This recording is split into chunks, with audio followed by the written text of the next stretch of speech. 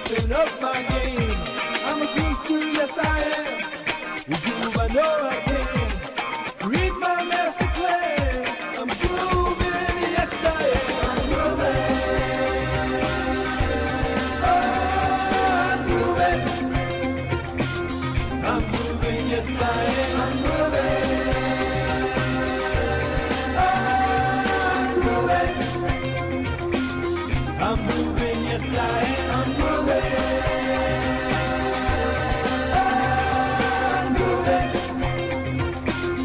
I'm moving, yes I am. I'm moving.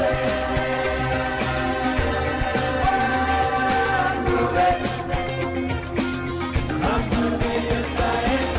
Groove Nation inspires me. The most loose and free. I'm dancing through my dreams.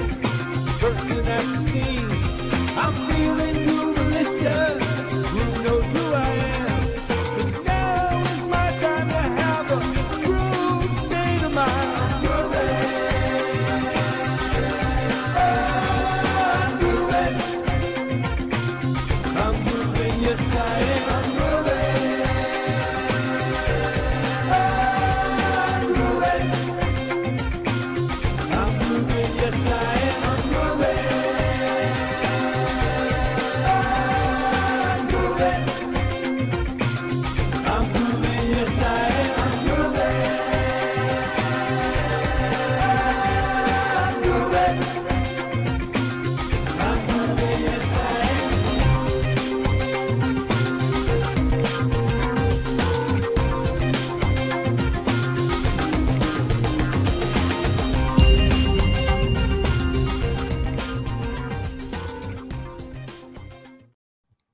I'm grooving, yes I am, as Sultan says here. Good afternoon, everybody. We're going to be just starting the stream, as you know. That starts slowly showing up in people's feeds and letting them know they're in. Amanda says she's excited to join as well. We were just talking on Skype just a few minutes ago. Hi, Amanda. I've got Donna Fox, as they say in the radio business, behind the glass.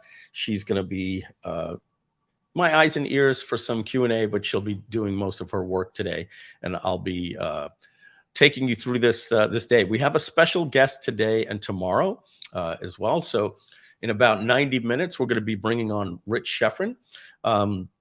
He did a presentation at a mastermind with Cole. I forget Cole's last name. He's the co-founder of Closers.io. They're just completely smashing it, that company. And Rich spoke at their mastermind, and he was, voted, well, without any disrespect to any of the speakers, let's just say he was voted one of the best speakers there.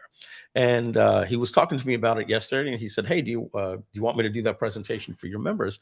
And I said, sure, yeah, come on tomorrow around, well, I asked him to come on Wednesday because Amanda was going to be coming on today. He couldn't, so we had to swap them. So Amanda Vandergerlich will be coming on tomorrow around 1 or 1:30, I think. I think it's 1 p.m. tomorrow, and between 1 and 1:30, depending how I end with my first session. And then she will be doing a special session we did about 6 weeks ago on how you can use ChatGPT to help you find topics for YouTube, and then how you can outline the information that's going to get you the most views. This is a pretty interesting presentation. We didn't have as much time as I would have liked last time, so we're going to have a good amount of time to do that tomorrow.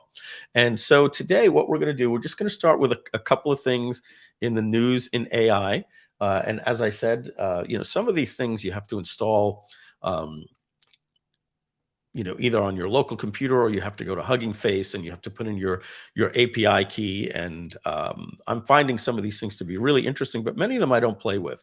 So rather than me trying to figure it out while we're live, because as you know, there's so many of these different things, what I really want to do is just highlight some of these different things. So the first one I'm just going to pull over to the screen, we're going to jump right in, is from a YouTube channel called Matt Vid Pro. If you're not if you haven't listened to his channel, he's one of the 5 channels that we recommend that you get started with. And in fact, we even have like this AI doc that has some good resources. Donna, I'll see if you can maybe help me track that down. She gave me the nod there.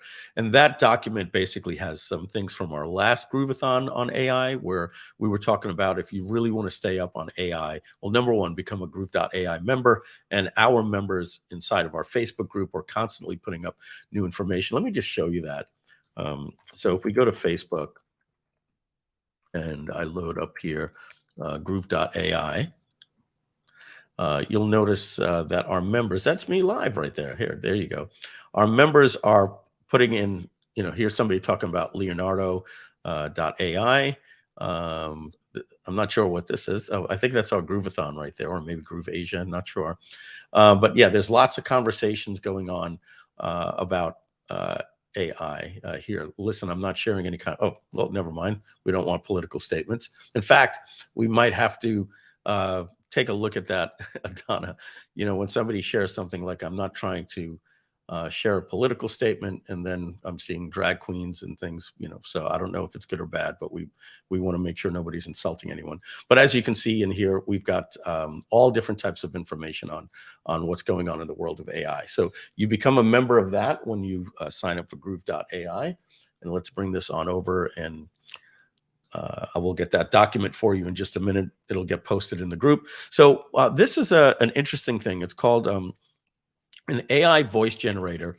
Now, this is a 20-minute video, and we're not going to spend more than 2 minutes in here, but I just want to basically show you what it can do, because it's the only voice generator that I'm aware of, and that Matt VidPro is aware of, that you can put in brackets like you see here.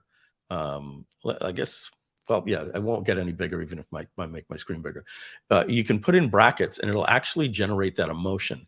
So it's using artificial intelligence not only to speak, but to do some, as he says spooky, I say kind of creepy when you see this. But this is the next level in voice to text, because what's happening when you look at something like 11 Labs, who is by far the best sounding natural artificial intelligence voice, it fools me so many times. I'm watching to a lot of YouTube channels now, and I've said this before, the way that you can tell that it's AI, even if you're not sure, is wait for it to talk about a name. When it's talking about a famous name, it would be impossible for somebody to be an expert in that particular niche and not be able to say the person's name right. And for instance, there's a UFC fighter. His name is Jorge Masvidal, or George Masvidal. And when you see somebody talking about a UFC, and then all of a sudden I realize, oh, wow, this is AI, because the person doesn't know how to say Masvidal. They say Masvidal. And I'm like, okay, right there, there's no way that somebody knew all of this information, because this is such a well-crafted script. And they don't know how to say George Masvidal. I mean, that is one of the biggest fighters in the sports, and that's the problem that AI sometimes have. But I digress. What my point that I'm saying is that it fools me up until I hear the name. It's no longer sounding robotic.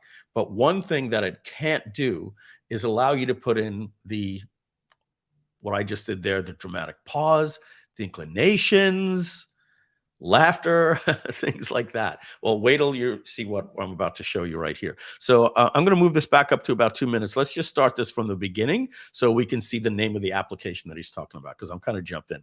So Donna will give me the thumbs up. If she hears this, then I know. Originally, I was supposed to make a big AI news video last Friday. That did not happen because I got COVID. All right, even though this video is going to be a little bit smaller, it's still going to be a blast. AI voice models, AI sound effect models, those type of models are some of my favorites to mess around with, and this one is astonishing. It's one of the best I've ever heard. It's a simple text-to-audio model, so it can do words, it can do sentences, it can do some sound effects, it can do multiple languages. So yeah, the disclaimer here is, if I sound a little bit nasally, if I sound a little bit sick, it's because I am, so bear with me. I'm trying my best. So viewers, here is the GitHub for this AI. It's known as Bark by Suno AI. It's a transformer model.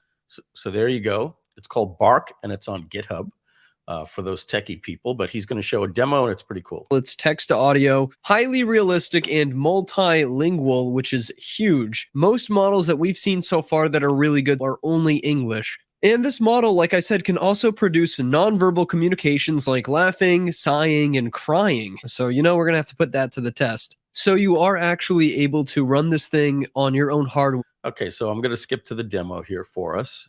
Okay. Okay. And so what he has here, you can see it says, hello, my name is Suno, period, and comma. So this is natural speech, right?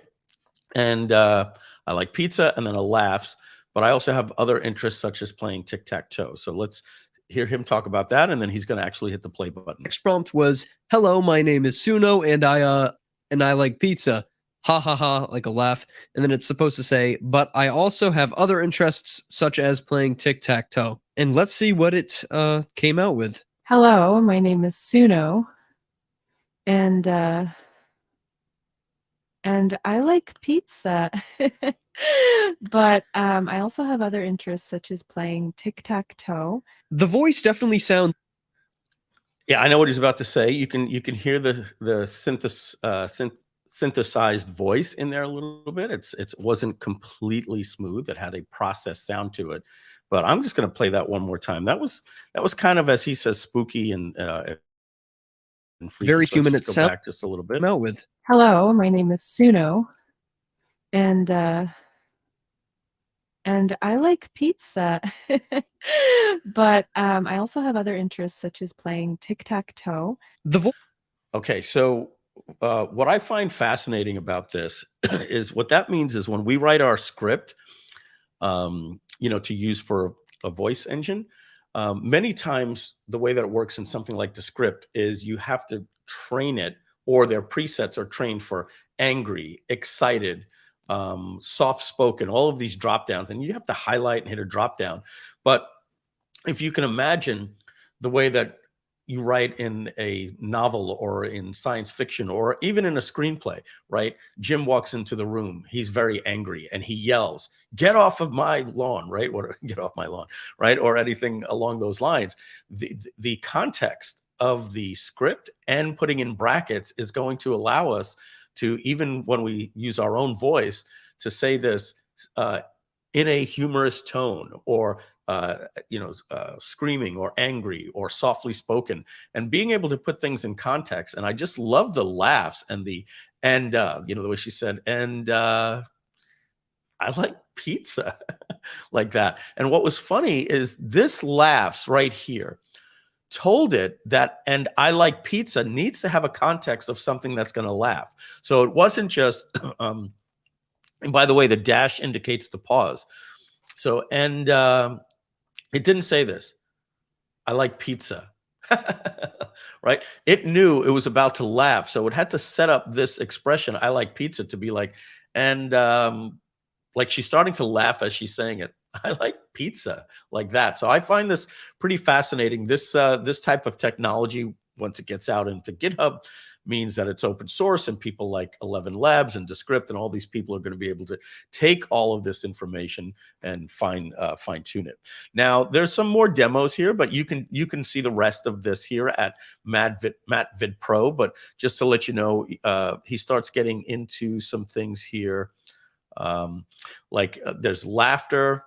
It laughs, sighs, music, gasps, clears throats, etc. All right, I want to bring on the next one here. We're going to spend a little more time here. Now, I'm not going to go through all of these because they're not all as exciting. One of the biggest. And we're going to go through an update that just came out yesterday, or probably the day before now at this point, with Matt Wolfe. Matt Wolfe is, in my opinion, my favorite news channel. Between him, MattVid Pro, AI Entrepreneur, a couple of others, we'll get that document for you if we haven't. That's where we get a lot of our news from that shows up in my feed. So let's play this and see what we have here. Now, this is again a 19-minute video, but I'm not going to play more than about 4 minutes worth of clips. I'm going to jump around just to get to some of the points, because usually when he gets into a demo, he does a full demo, and you could just go watch that at the video. So let's jump in.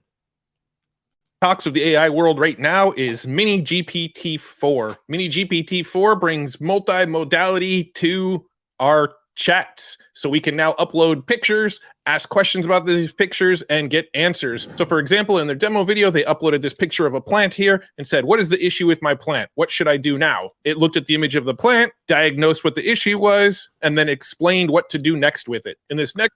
Okay, let's just go back there and talk about what he just said, because he moves on pretty quick from there. And for me, what I'm hearing is you upload an image and you say, what's the issue? And then he used the word diagnosis.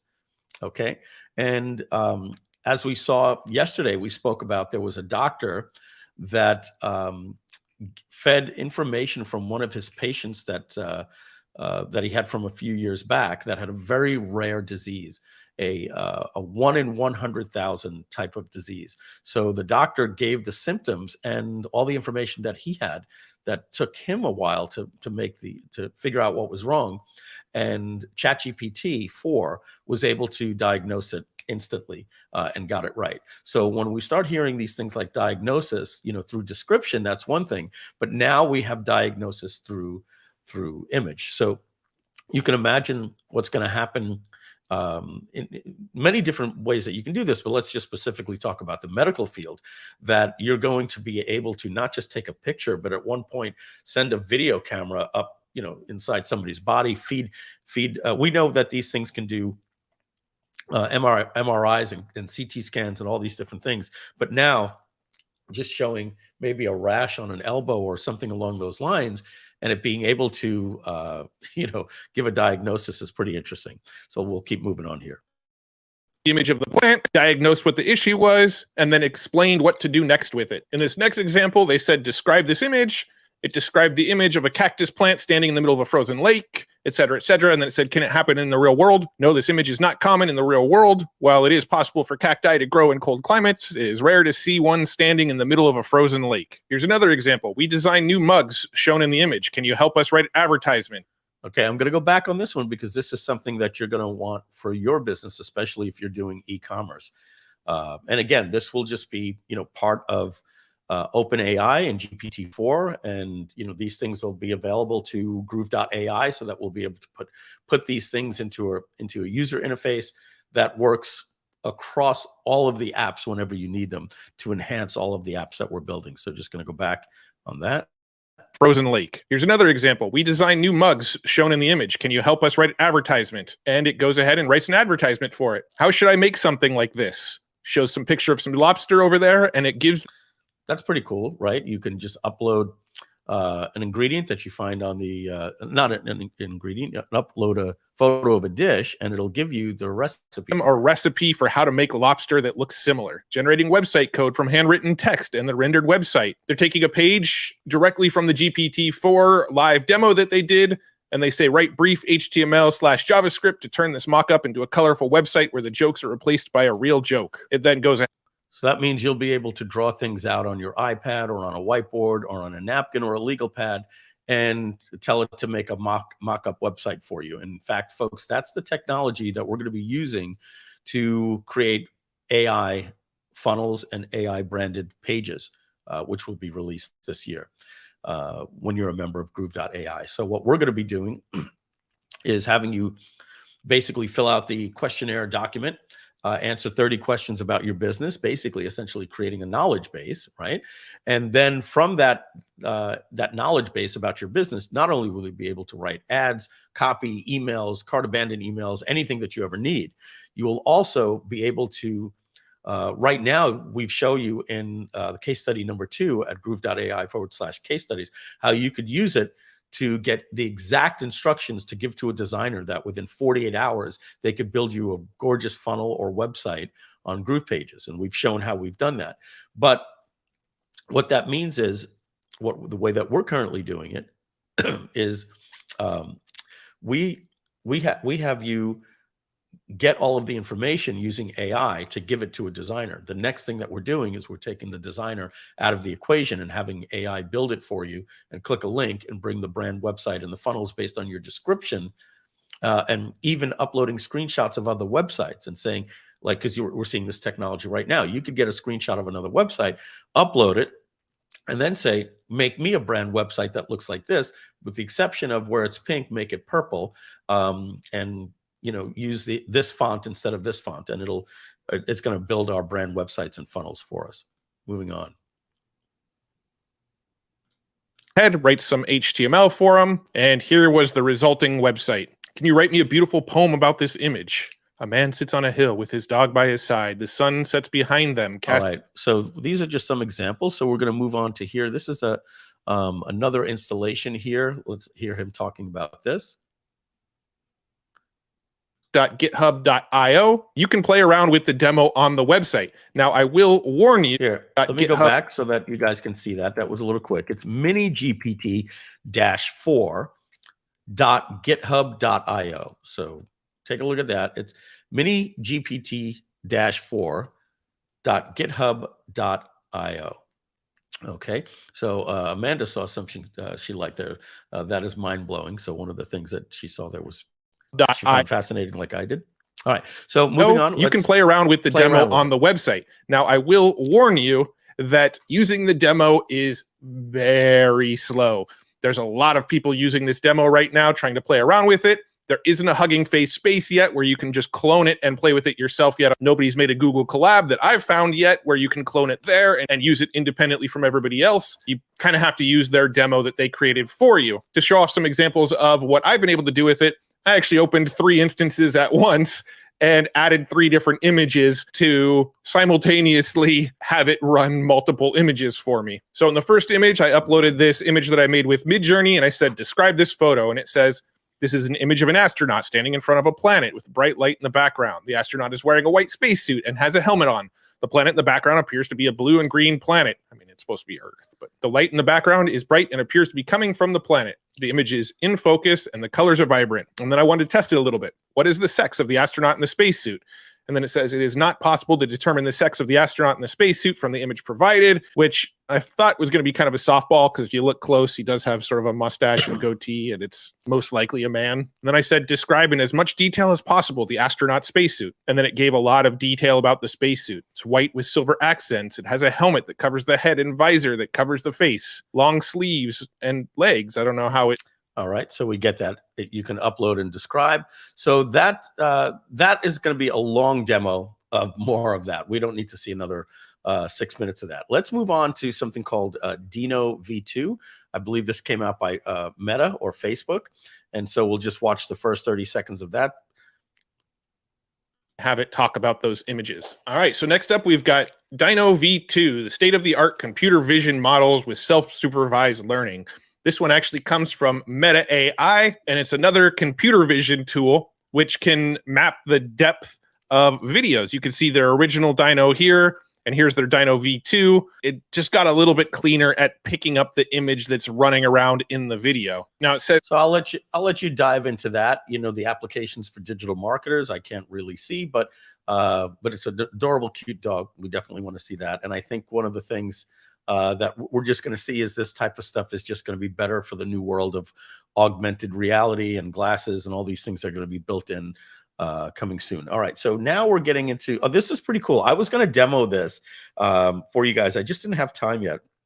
I was going to upload my photo, and then I could turn myself into this like little animated character. So let's watch what he's doing here. A video. Speaking of Meta also put out this animated drawings research, which you can play with right now, where you can take like a children. Okay, so this website is called Fair, F-A-I-R, fairanimateddrawings.com. So it's like animated drawings. Now, maybe the FAIR is an acronym, F-A-I-R, but it's fairanimateddrawings.com. Essentially what happens is you can take a doodle, any little picture that your kids draw, or that you draw, like you can see here, this looks like something a kid would draw, and then you upload it, and they have these pre-made poses that you could make cartoons out of it. And it doesn't even have to be something you draw.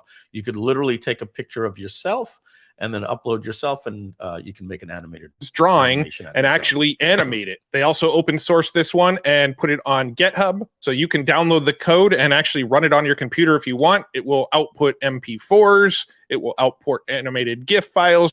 files for you, and you Sorry, could build my your computer own was fork stuck, so you weren't. now, where you can it take wasn't like a demoing. children's drawing and actually animate it. They also open source this one and put it on GitHub, so you can download the code and actually run it on your computer if you want.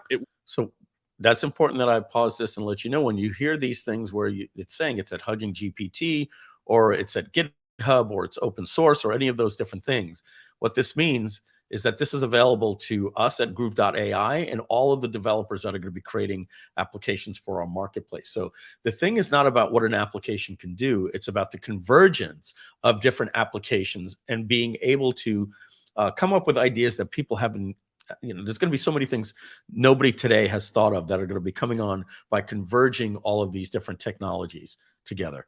Will output MP4s. It will output animated GIF files for you, and you could build your own fork and create off of the top of this technology. They also gave us a demo where we can actually play around with it ourselves right now. So if you go to sketch.metademolab.com and okay, let's get that URL for you, because again, it's right now. So if you go to go to sketch.metademolab.com. sketch.metademolab.com. metademolab.com and click on get started. You can upload a photo. I was too lazy to hand draw a photo, so I made this little dude inside of Microsoft Paint. So let's go ahead and upload this guy that I made here. Click next. It scans it, asks you to agree to some terms here. It asks you to make sure that the guy is within inside the box here. So I'll go ahead and stretch it so it knows where to scan. And now it found my little character. You can see it masked out the character here with this little white outline. So we'll go ahead and click next. And now it wants us to adjust where the various joints are. If I hover over this, you can see that's where the right ankle is. If I move this one up, you can see that star. So you hold it center.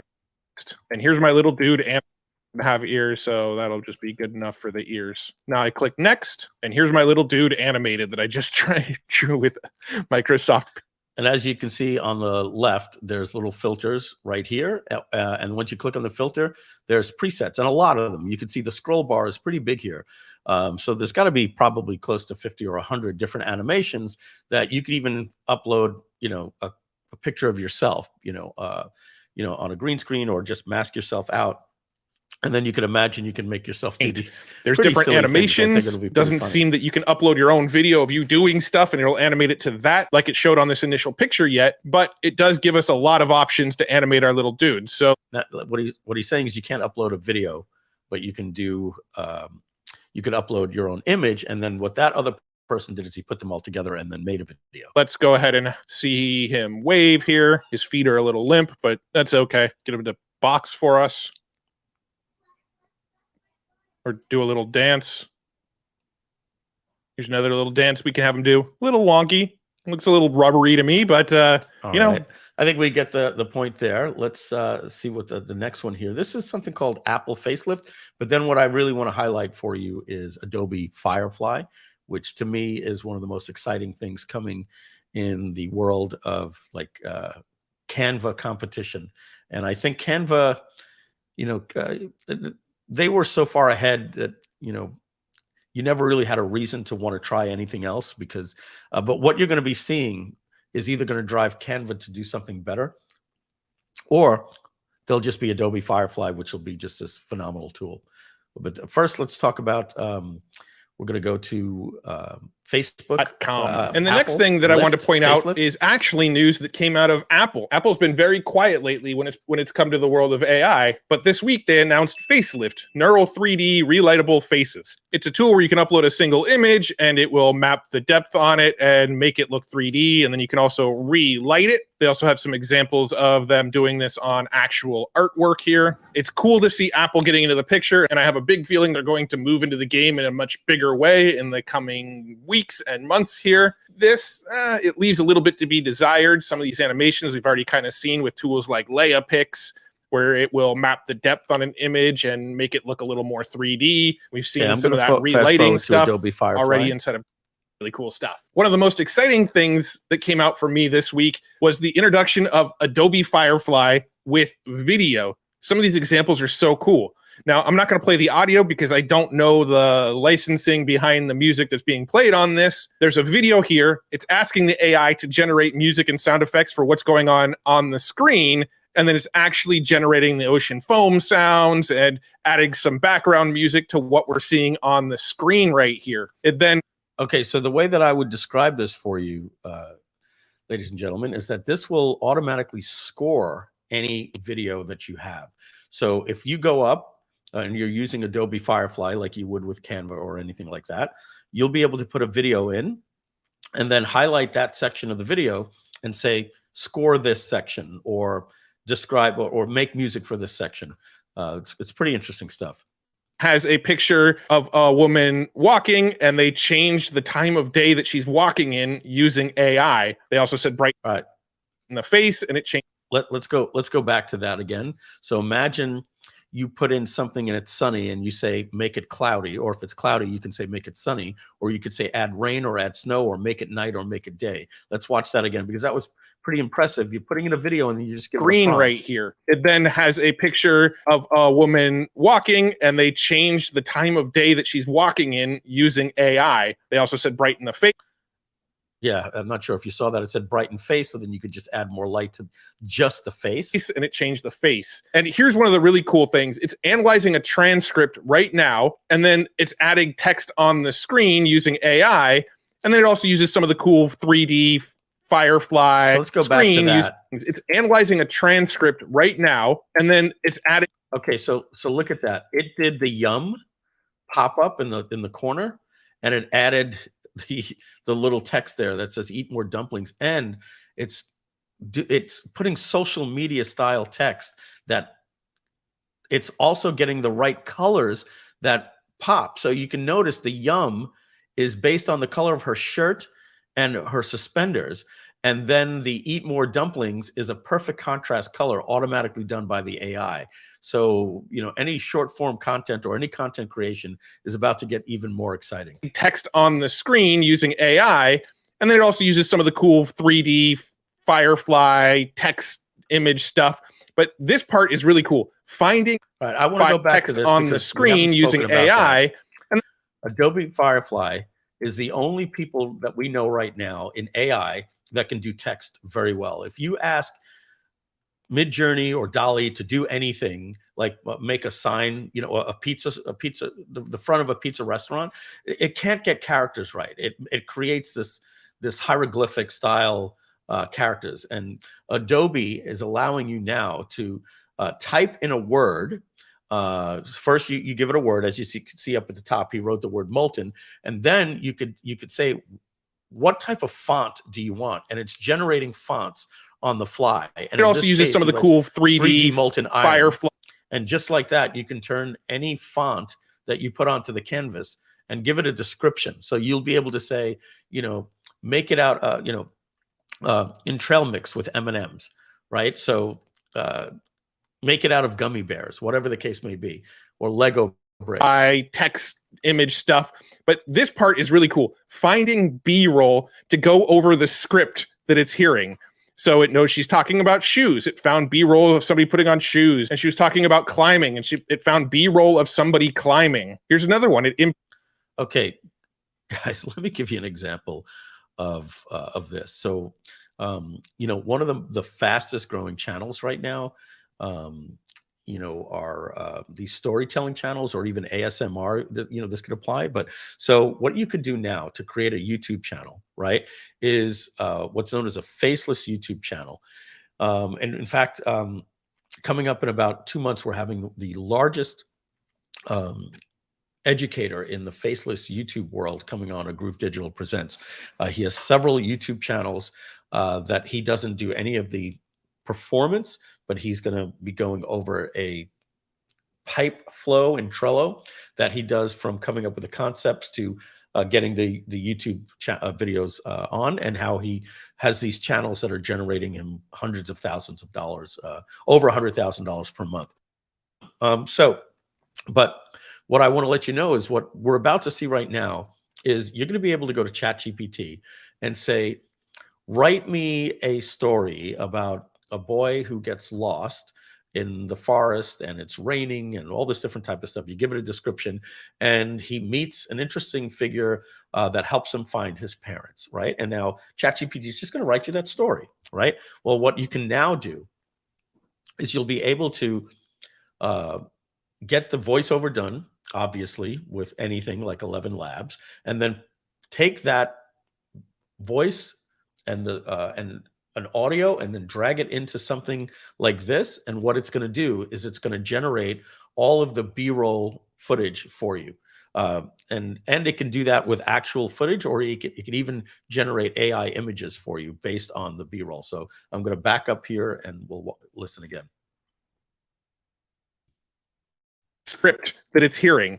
So it knows she's talking about shoes. It found B-roll of somebody putting on shoes, and she was talking about climbing, and it found B-roll of somebody climbing. Here's another one. It imported a script and said, generate storyboard. And then it looked at the storyboard and generated AI images. Okay, guys, this is what I'm talking about. So imagine you write something in ChatGPT. You can have it make the music for you. And instead of saying B-roll, right, you can make it create the storyboards. So imagine it's the boy and his family were traveling around a park, and while the parents were bird watching, the boy decided to drift off, and he ended up finding himself lost, right? And it's going to create this little story for you, and you can use your imagination to create these videos and put them on YouTube and start a YouTube channel or anything. I'm just giving some examples. This is Adobe Firefly is going to be ridiculous with what it can do. I'm just going to back that up and we'll listen again. For that storyboard. This to me is one. It imported a script and said, generate storyboard. And then it looked at the storyboard and generated AI images for that storyboard. This to me is really, really cool. The ability to add AI sound effects where it analyzes what's on the video and then adds music and sound to go along with it. The ability to analyze the words spoken in the video and then find B-roll to go along with it. The ability to take a script and then create a storyboard from that script. All of that to me is just mind-blowing. It's all right. So that's the updates for today, folks. I hope you found that that stuff as interesting as I did. Adobe Firefly, keep your eye on it. And what you want to be doing is making sure, if you're not doing, all the video yourself, you want to make sure that you're sharing this information with your video editors. Video editors tend to have their heads down a lot, just like developers, and they focus on their current workflows. And when you show them these different types of things, they're usually just like a copywriter when they first heard that AI can write copywriting. They were like, no, it can't. And now they're realizing it's a copywriter's best friend. So it's the same thing. Your video editors may say, well, I prefer to do that manually, but they're going to find out it's going to be much better for them to be doing these things like this. And to have an illustrator create a storyboard, Donna will tell you that our illustrators, for when we were doing the Groove magazine, we had an illustrator doing all of these different things. It's a specialized skill, and there's certain things that we never even would have considered. Making a video and having them storyboard every 6 seconds is just not something that we would do. And now we can have our illustrator use a tool like this because their eye and their mind are going to be able to understand how to get these things done quicker. So the bottom line is the throughput and the better output that is going to only give you better conversions and different things like that. All right. So what we're going to do right now, we're going to take a quick 3-minute break, and we're going to come back and we're going to show you, we're going to go into some things like prompting and do a little bit of demo with Midjourney that we didn't get to complete the other day. So we're going to be back in about 3 minutes. Hey there, it's Mike Filsame's AI Avatar. Thanks for tuning in to our Groove-A-Thon. We hope you're enjoying all of the great AI content we're serving up for you. But before we get back to the show, we've got a quick message about Groove.ai. Have you noticed that AI is becoming like streaming platforms? Remember when cutting the cord with cable companies was all the rage? Well, now there are a dozen streaming services, and the cost can add up quickly. The same is happening with AI. Yes, there are great platforms out there, but the cost can be as high as $4,000 a month or more. That's why we created Groove.ai as a backup project. It's going to provide you with the best AI solutions at a fraction of the cost, and it's coming just later this year. And with our limited lifetime deal, you'll have lifetime access to all of the top features of Groove.ai when it's released, and right now you can get that for just one payment of $897 or two payments of $497. And with our wholesale pricing on AI, you'll save up to 8 times what the other leading brands are charging. But we don't just save you money. We also offer the benefits of a marketplace. That's right, we're making a marketplace for other AI developers to create cool apps for you. Don't find the task or workflow for your needs? There's going to be a marketplace where others are extending our platform with powerful AI tools. Just like how iOS, Android, WordPress, Google Chrome, and Shopify are better because of their marketplace that extends the values of their technology. Soon, when Groove.ai is released, you will have access to a full suite of AI tools, including content creation, copywriting, image creation, and so much more. This will allow you to streamline your content creation and get even better results for your business. What makes Groove.ai different? Well, number one, we give you wholesale pricing on AI, and we don't lock you into one technology like OpenAI. You'll be getting OpenAI, Google's powerful AI engine, Stable Diffusion, everyone out there you'll be able to connect to. The other platforms are built on just one technology. And our lifetime deal, you'll never have to worry about monthly payments again. And here's something special for all customers who back our project before we close. Those customers get a massive bonus of 3.5 million words of free AI content. That's equivalent of getting 35,000 emails with 1,000 words each. That's right, it's a 1,000-word email every day for a century. So don't miss out on this incredible bonus. Act fast and become a backer of Groove.ai before midnight. So don't wait too long. This lifetime deal is only available for a limited time. Once the backer project is complete and Groove.ai is released, the lifetime deal will be gone forever. After that, it will cost $99 a month or $997 a year. So if you want to take advantage of this incredible opportunity and save big on your AI needs, become a backer of Groove.ai before it's too late. Don't wait. Join the community of over 1,500 people that have already backed this project. As a backer, be the first to experience the power of AI when it's released later this year. Now, let's get back to the AI Week Groove-A-Thon with the real Mike Filsaime. Now get ready for the power of Groove-A-I. Become a backer of Groove today. We are right here. This is the question we got. What happened to the live AI presentation? We went on a commercial break. You know, we do these things for 3 hours. We got to give you guys an opportunity to hydrate. We call them bio breaks, or the other opposite part of the hydration. So we take these little breaks and we do these little commercials. So we have somebody say here, it's good to see you, Mikey, looking refreshed. I think it's just a new shirt. And the fact that I've zoomed the camera out. I used to have it punched in a little bit, or maybe I'm getting some good rest and I'm eating better. So my skin's looking better. All right. So we've got some good news for you. We have a document. We're going to post it in here. You'll see my screen right now is showing that document. And this is from our last live stream, but it's just some pretty cool resources that we have. So these are some YouTube channels that you want to follow. Let's make this a little bigger.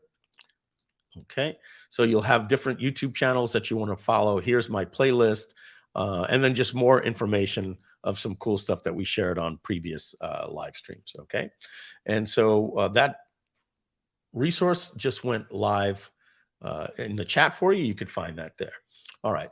The other thing that we want to go over here is that Groove.ai /case-studies, Groove.ai / case studies, and just hyphenate that. We have 6 case studies because right now we're releasing them one at a time. And this is the only place where you could see all 6 of them at one time. All right. And so one of the things that we went over the other day when we were talking about prompting was with Midjourney. And so what I'm going to do is, let's grab my Midjourney here. Let's see. Switch device. Let's see if that messes anything up. Okay. So I've got my Midjourney bot opened up right here. This is some of the things that we were doing last week. So what I'm going to do is show you a couple of different things that we can do. So in the chat, if you can, I need famous figures. It can't be something, don't say anything like, Donna or Mike or Frank Kern or something. But if you want to, what I need from you are two different things. And we're going to show you how you can blend them using Midjourney. And again, if you want to learn everything about Midjourney, case study 5 right here, like this, when you click on this and open it up, you'll notice that we have a resource video that goes into a lot more than we're going to go over right now. This teaches you how to get really good Midjourney prompts, but right here it says, if you want to learn how to install Midjourney and everything you need to know about Midjourney, I created a document here with the help of ChatGPT, by the way, that has YouTube videos that show you, let's go through the top, how to install it for a beginner, how to add it to your own server so you don't have to share your images with other people, a beginner's guide to image prompting, how you want to put your settings is a very short video. And this is a screenshot of mine, as you can see. So you can see my default is Midjourney 5 and I'm on the best quality, et cetera, et cetera. And what's the prompt for that image? And we're going to actually show you how that works today. So we'll open up Midjourney. And so somebody put in, Rocket put in John Wayne and John Travolta. Thank you, because I didn't finish giving you guys the commands of what we wanted, and Rocket read my mind. So come up with something like, like you see there, John Wayne and John Travolta. We're going to try to morph those two together. Or you could say Batman and, a lion, who knows, whatever you want. Give me something in the chat. Put two things, and I'm going to show you how you can blend them. And I also want to show you, last week, we didn't get that much time to go over some images. So let's go to something like Unsplash. All right. And I'm just going to take different images here. Ooh, this is interesting. This is really interesting. I'm curious. I'm going to try to recreate this video, this image right here. Okay. So did I just get a crash? No. Okay, that's that. So now I'm going to just put this on my desktop, this image. Okay. And now that I have that, I can go into Midjourney, and you hit /, and to get an image, you just type in image, and then you type in what you want right here. But what I'm going to do is something called describe. Okay. And by clicking on describe, I can upload an image. I just find this fascinating. And I just added it to my desktop. So let's upload it. And I'm going to hit enter. Just like that.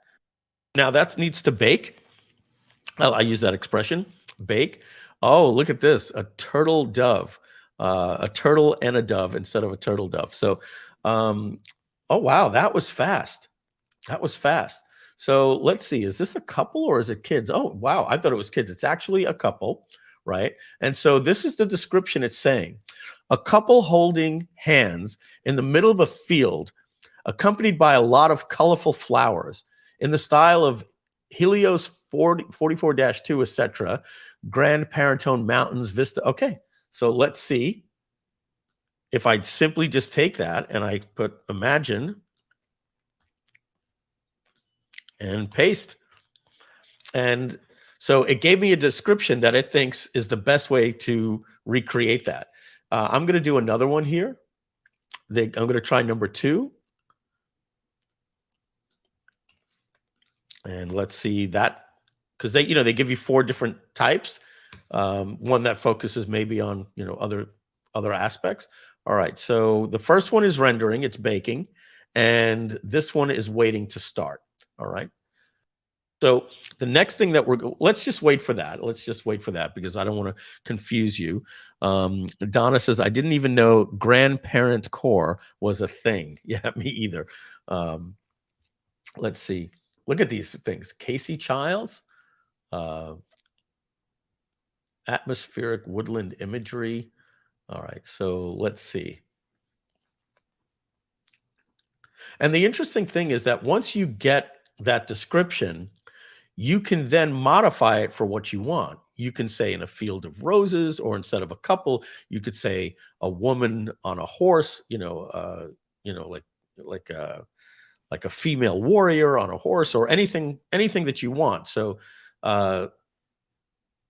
look, the description, it is what it is, right? Did we replicate that completely? Absolutely not. But this opened in the wrong browser for whatever reason. But you can see the different images that it came up with. Let's see.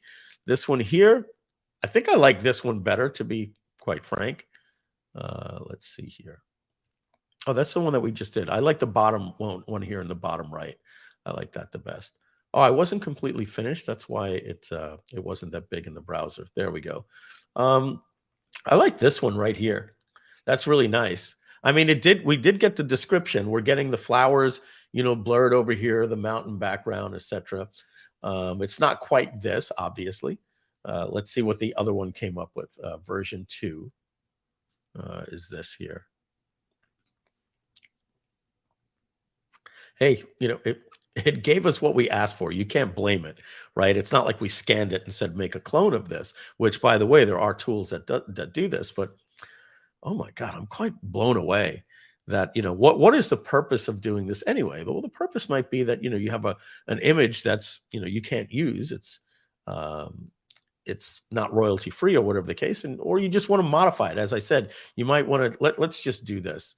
I kind of like the way this one came out better. So I'm just going to do this. And let's try this. Let's modify it. Okay, so instead of an engaged couple, let's put a female warrior. I'm sorry, my New York just came out. Deb Cole must be laughing right now like crazy. A female warrior.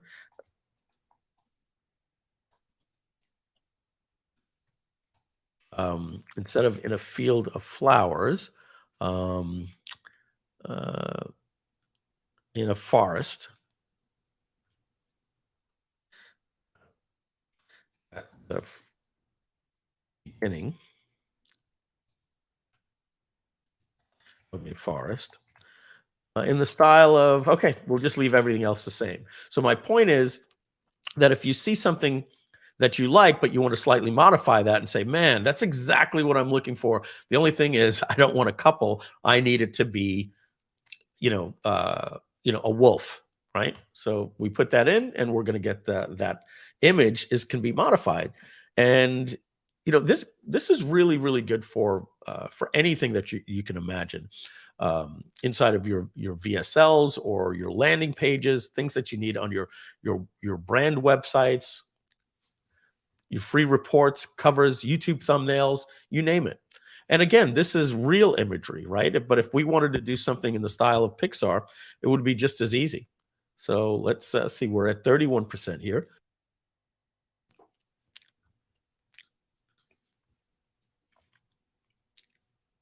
And so the next thing, so what we're showing you right now is the describe feature. And then after this, we're going to show you, I didn't put her on a horse. Oh, well. I forgot to put a female warrior on a horse. So it's just a female warrior. 78%. Should be done any second. And the next thing we'll show you, folks, is how to do the blend.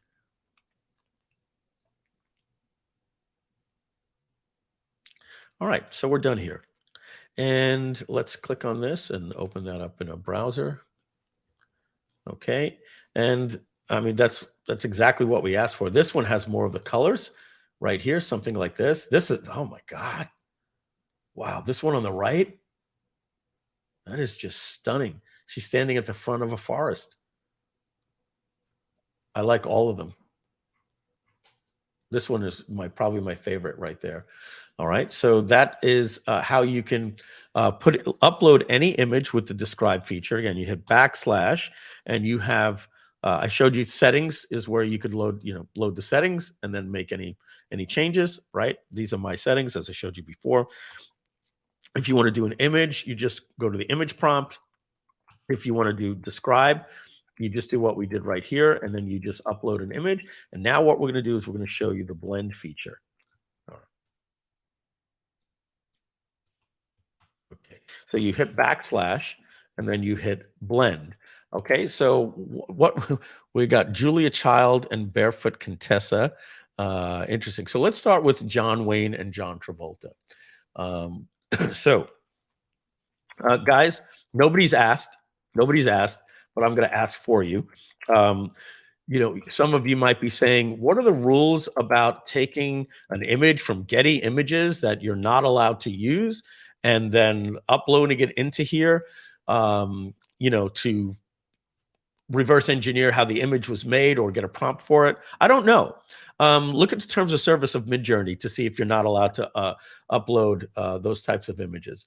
So, because I don't want to, if I'm about to do something that maybe I'm uploading a royalty-free image, I don't want you to do that without, because I haven't looked into that, if that makes sense. All right, so let's find, we're doing John Wayne and John Travolta. So I'm going to get a pose where I could probably find something with John Travolta. Do I want to do a young John Wayne and a young John Travolta? This is a nice one with Clint Eastwood. Let's just do this one here.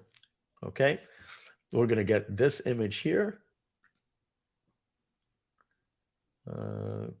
Copy image. I'll just save that image right to my computer. Let's just do that. So there's John Wayne. Okay. Now we're going to do the same thing with John Travolta.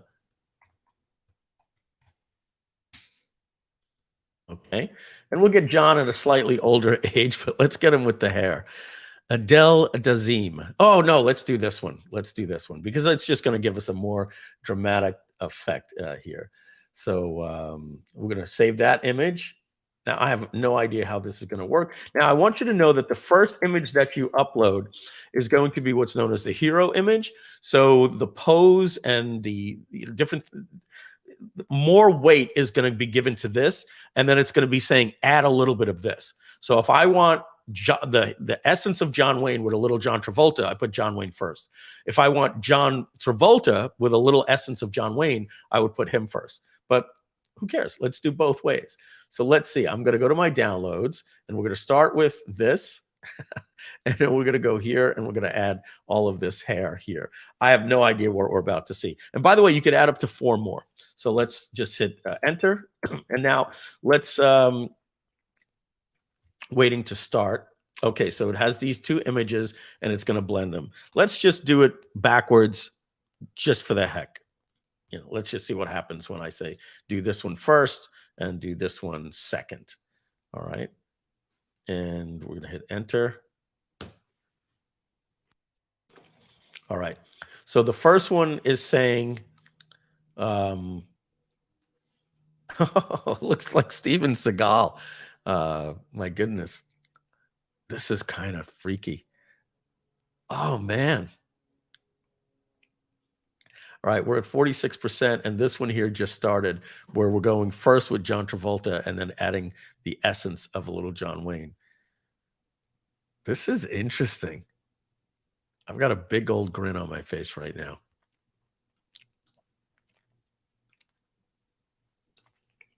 All right, 93%. So that should be done. Yes, it just wrapped up. All right, so let's take a look at this.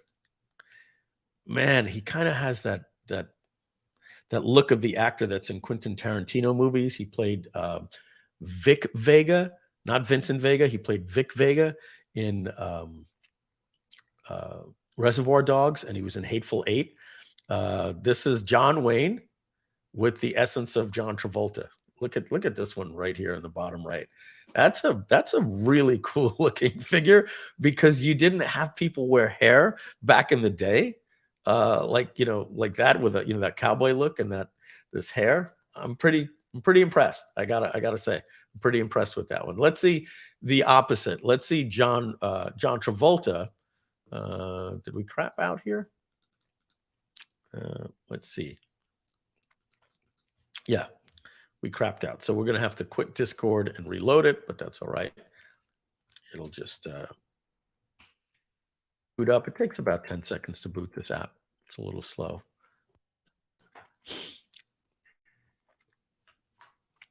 All right. Come on, Discord. Are their servers down? Nope. There we go. All right, we're back up. This is my private server that I've got here. And this is the second one. The second one, they look very similar, but as you can see, you're getting more of the smoldering look of John Travolta here, as opposed to a look of John Wayne. But they look like either prompt could have come from both. Let's do another one. Here's somebody who is Barefoot Contessa. She's the young blonde Italian person, right? I believe is Barefoot Contessa, the chef. But let's see. So we have a turtle and a dove. So let's just do turtle. Let's go to Unsplash for that. See if we can get that. Turtle. It's going to be kind of freaky. Like this one right here. Oh, this is one of those. So let's go here. I like this. We will save this image. Okay. And we'll do a dove. Ooh. Let's do that. Interesting. I have no idea what's about to happen, but you guys requested this, so don't blame me for the science project, okay? Don't blame me. Let's see. We don't want to imagine. We want to do a blend of these two images, a turtle in the water and a dove. Okay. Now, while that's baking, let's do the last one. I can't get them all in, but whatever. We're going to do Julia Childs.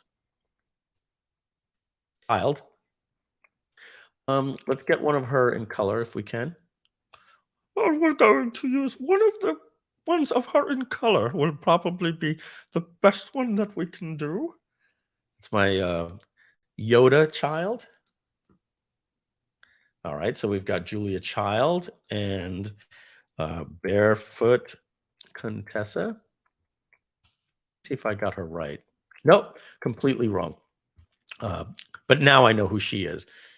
So I think the best image to match what we just got, I think this will work well, this one right here. So let's just see. Copy image, save image as, okay. And now we should be ready with our other one here. Oh, did I not hit enter? I never baked it, the previous one. All right, but in the meantime, while that's doing that, we're going to do a blend of Julia Child and Barefoot Contessa. And we will put those three in there as well. Oh, those two as well. All right, and so now our blends are baking, and we're going to be able to see how those look. And folks, we're going to be bringing on Rich Schefren in about a half hour. And he's going to be doing a special non-AI presentation, but something that I think will be a nice gift for you. It's a 45-minute presentation, so we'll probably just podcast about AI before and after, but you will also get a little bonus presentation coming up in about a half hour. All right, so the first one that is 15% or 30% of the way done is, it looks like invalid link. What happened here with the John Wayne one? Please check that your URL is not directed to a... Oh, it crapped out, I think. The first one, I think, remember, it crashed. So let's just do another blend of John Travolta. Not John Travolta, the turtle and the dove, because it seemed to crap. All right. Or maybe they're bad images. Oh, okay. I see what the problem is. It can't upload that kind of file. So because I hit right click and save. So what we're going to do, let's see, where did I put those? Oh, right here. So what I'll do is I'll just take a screenshot of it and do it like this. Okay, because for some reason it's some type of AVIF file. And it'll do the same with the turtle, just so that we could get that turtle dove. And I just got the notification in my ear that the other one is done. Okay, so we're going to go back to Discord, and it doesn't like those images that way, so we're going to do it this way.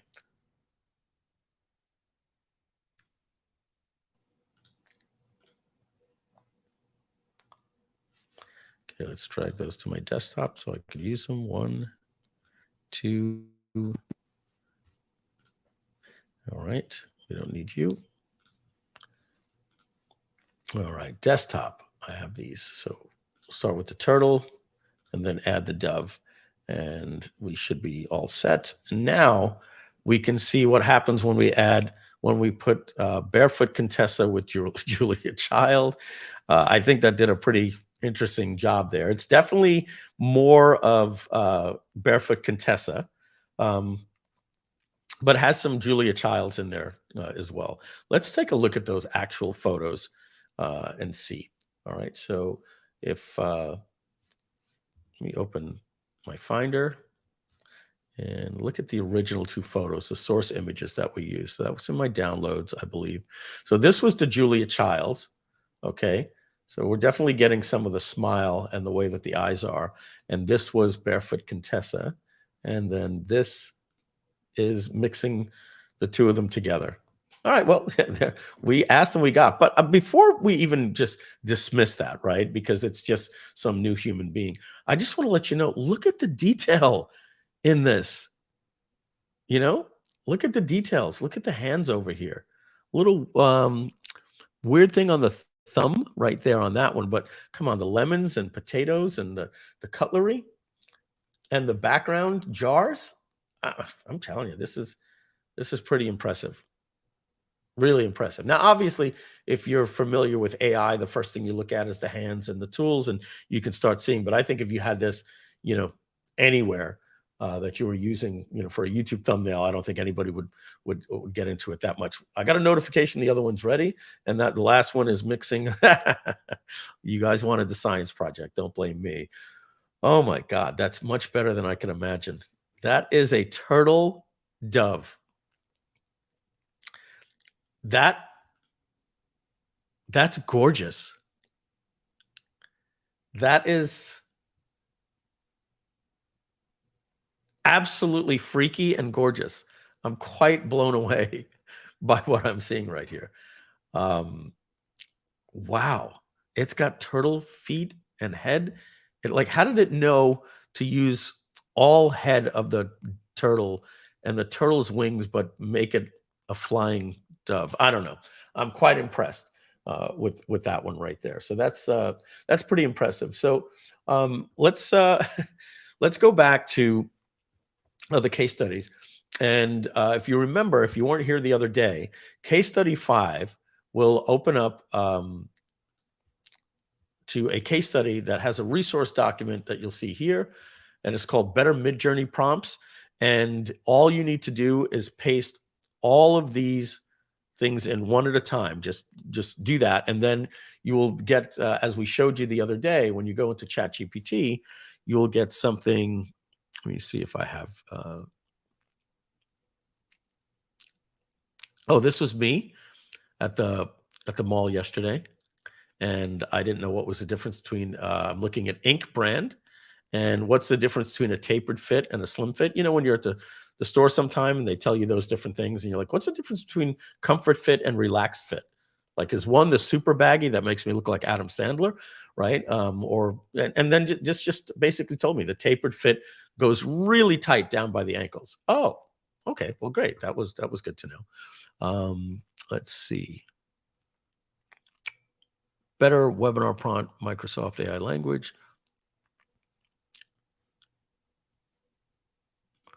Let's just go down a few more. Oh, here it is. Better Midjourney prompts.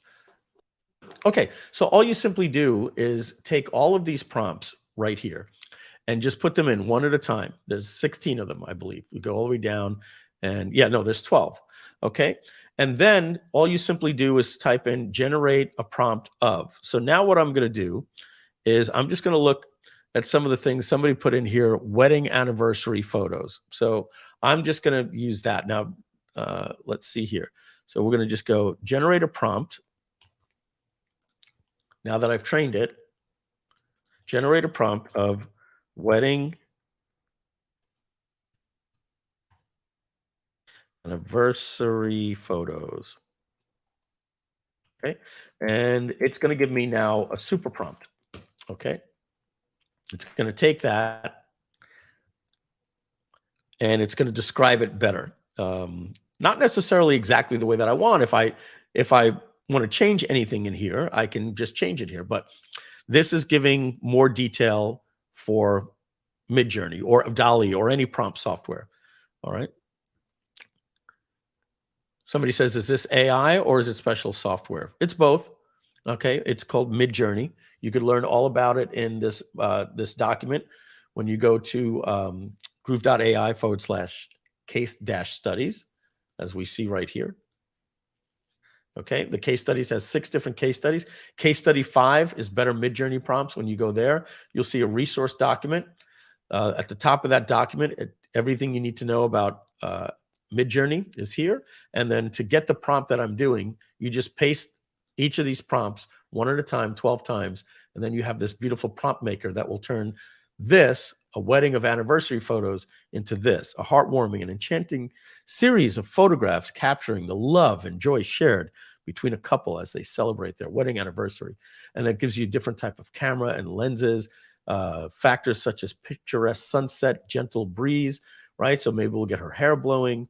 And now I could take that and go to Midjourney, and I can type in here like this, imagine, and I just paste that in there, and we go. Now you're going to notice like 1 out of every 10 times. Oh my gosh, I didn't even anticipate that. That's literally what I was going to tell you. 1 out of every 10 times, you're going to find something that they have all of these different filters that can trigger off NSFW, not safe for work, not suitable for work. So there's something in here that it doesn't like. So let's see. Capturing the love and joy shared between a couple as they celebrate. I don't see anything wrong with their unbreakable bond and devotion. These images showcase the couple in a variety of intimate settings. Okay, I'm taking out the word intimate. I don't know if that's the word. I have no idea if that's what's bothering it, but it doesn't tell me. Oh, there, it did tell me the word intimate is banned. And it's, come on, you can't use the word intimate, but you could see they're trying to make sure that these images that are generated to public, they want to try to make sure nothing, nothing comes out. So maybe, do I need to put another word there? Couple, okay, this should work fine. So this does happen. And that's what I was going to warn you. And these little trigger words are in there sometimes that, that it just doesn't like. All right. So that was something that one of you guys put in there, wedding photos, wedding anniversary photos. I guess you guys were doing that for the blend. All right. Let's see what happens here. All right. And then just before Rich comes on, I'm just going to recap again one more of those case studies that we showed you on how to generate a better prompt.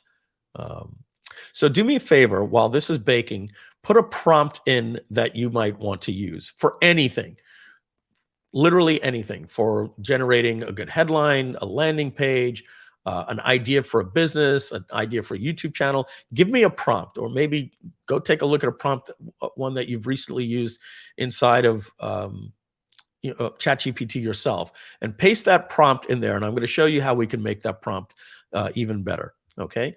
So we're at 78% here. I don't think this really nailed it, to be honest with you. This was supposed to be, why did I get 2? It crashed again, guys. Let me see. Yeah, it crashed. So I'm going to dentist header image. Okay, we'll do that as well. That's one of the recommendations right here. All right, so let me just close down Discord, quit it, and reload it, and then I'll show you how we can generate that. And then we'll just take a look at that photo. All right, so what we have as well in the case studies is case study 6. Case study 6, yeah. So when you go to case study 6, you will notice that if you're there's a resource document right here. We're at case study 6. There's a video that explains how to do this as well. When you click on download, okay, we have two things. My preferred version, because I like to give a prompt and give as much desired information as I can. But many people aren't very good with giving that information, whether it comes with describing an image or the output of what you're looking for, or in copywriting, right? You'll just say, write me an email that does this. So that's where I recommend using the advanced magic prompt. And I will say this has some good wizardry in here to really get some complex, better prompts. The thing is it works better with ChatGPT Plus, because I prefer it with ChatGPT 4, because ChatGPT 3.5 gets a little lost in all of these instructions and shortcodes that we use. Let's just go back here to Midjourney and see that final image. I don't think this really nailed it very well, to be honest. This looks just like a photo of a couple, but not a series of wedding. It looks like a wedding photo, you know, basically. That's all, but not a series of wedding photos. All right, let's go to the magic prompt maker for ChatGPT. Okay. And I'm going to show you how the advanced one works. So we're going to take all of this. Okay. And what this is basically saying is, I'm going to put in a prompt. I want you to ask me more questions that will make the prompt better. And then it'll give you a new prompt that you could use in ChatGPT. So I'm just going to copy all of this. I'm going to go into here, and I'm going to go to version 4, and I'm going to paste this in there. And now I have to put in my desired prompt right here. And the prompt was just very simple. Let's see.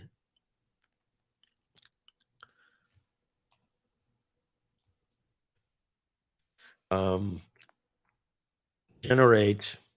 Well, this would then be for Midjourney, but so I have to also tie that in there. Generate a prompt I can use with AI image software to create a, what was it? Dentist header image for my website. Let's see how this works. Okay, so what this is doing now is it's asking me some questions that it needs to make a better prompt. So all I need to do is put 1 and dash, and then when I'm done, I have to put the words execute here.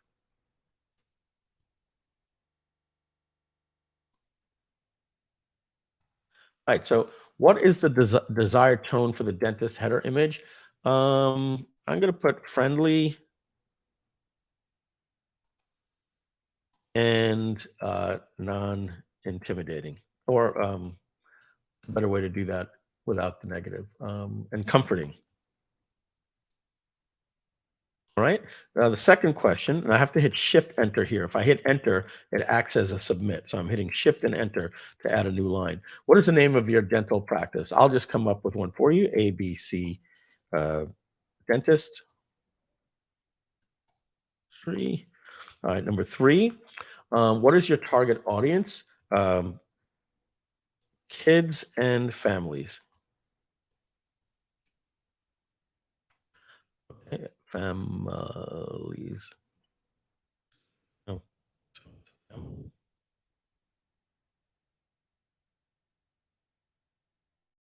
I spelled that wrong, but that's all right. Here we go. Now, number 4 is, do you have any specific colors or branding elements you'd like to include in the header image? Let's say blue and white. And number 5, the 5th question, is there a tagline or message you would like to convey? Serving our community for over 30 years. And number 6, is there anything else you want to tell me? Be as detailed as possible. right? And now it should be able to generate that for us here. Let's see. And it's created a better prompt for us. Active as a creative AI image software design engineer and create a captivating dentist hitter image for the ABC Dentistry website, et cetera, et cetera, et cetera. So again, what we're doing here is we're crossing, a prompt over to, over to an image generator. I'm not going to, now take that over to Midjourney. Let's see what we have over here. It's a vacation BRoll. Let's see. Oh, okay, I see what you're saying. Front stage media. Let's see, a prompt for different foreign exchange loot bat logos. Not sure what that means, but he gives me more information here. I'm reading. It's a vacation commercial. All right, let's see if we can help MJ out there. So you want to create a prompt or an image? Not really sure. MJ, can you help me out there? Or are you looking to generate make your prompt better, or are you trying to generate an image? All right, because I'm not too sure, so I'm going to skip on that one. But basically, folks, what you do is any type of prompt that you have, it's a prompt for an image. No, we've moved on from prompting from images, MJ, to actually just creating a better prompt. So I'll give you another example here, how this would work. Let's delete this. Okay. The job that we're doing is we simply want to take a prompt and ask it to make a better prompt for us. That's all. And let me just check with Rich, make sure he's going to be here. Will we see you in 10 minutes? Okay. So again, we're going to take this advanced magic prompt maker and we're going to start a new conversation with GPT-4. Okay. And what I want to show you is that whatever prompt that you normally would put in here, it's going to make it better for you. So let's see. Let's say I wanted to, let's see, generate bullet points on how to write better headlines. Right now, if I put that into ChatGPT, let's just actually do that, right? We're going to get something like this. Right? I'm going to get some bullet points on how to write better headlines.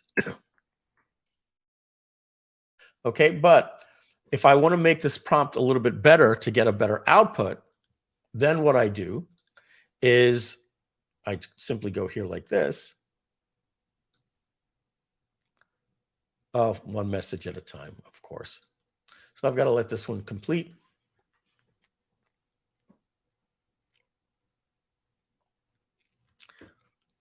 Let me copy this one. I'll just hit read submit. I'm on ChatGPT-4, so it tends to be a little slower, but it should probably end on the 10th. If not, I'll click stop generating.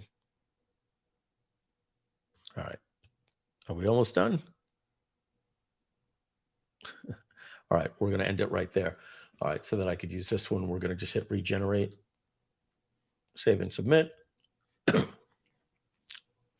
Okay, so now you see what's happening is with this prompt, it's going to give us more information because it's going to ask us some questions that are going to help us do better. So for number one, what is the target audience for these headline writing tips? Bloggers, marketers, journalists? That's a good question.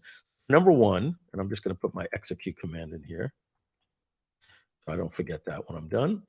So number one, I'm going to say digital marketers that use webinars, right? I'm just making this stuff up, but you can see what tone would you prefer for the improved prompt? Friendly, conversational, professional, use direct response. Number three, is there any specific industry or niche you would like to these headlines writing tips to focus on? Yeah, digital marketing. Number four, is there anything else? I'm going to put no. That might be helpful. Yeah, use examples. Okay. each one. Okay.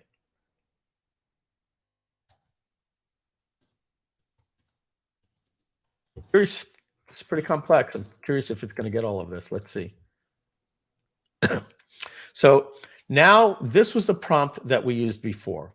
Okay. The prompt simply said, generate bullet points on how to write better headlines. Okay. And it did a pretty good job. Use a strong action-oriented verbs, employ, et cetera, et cetera.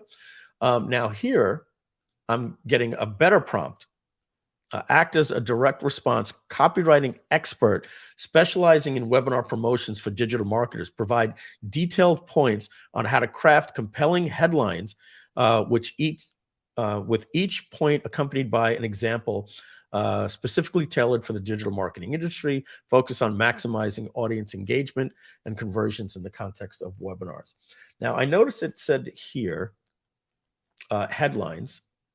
Okay, I'm going to just change that to bullets. It did seem to mess that one up, but let's just start a new chat here. And I'm going to paste that in there on how to craft compelling. This was, did I put headlines before? Maybe I messed it up, but it's supposed to be bullets. All right. And so now let's see. With each point accompanying by an example, specifically tailored for digital marketing industry. So this is our previous one right here. Okay. And this is the one that we're getting now. Let's see.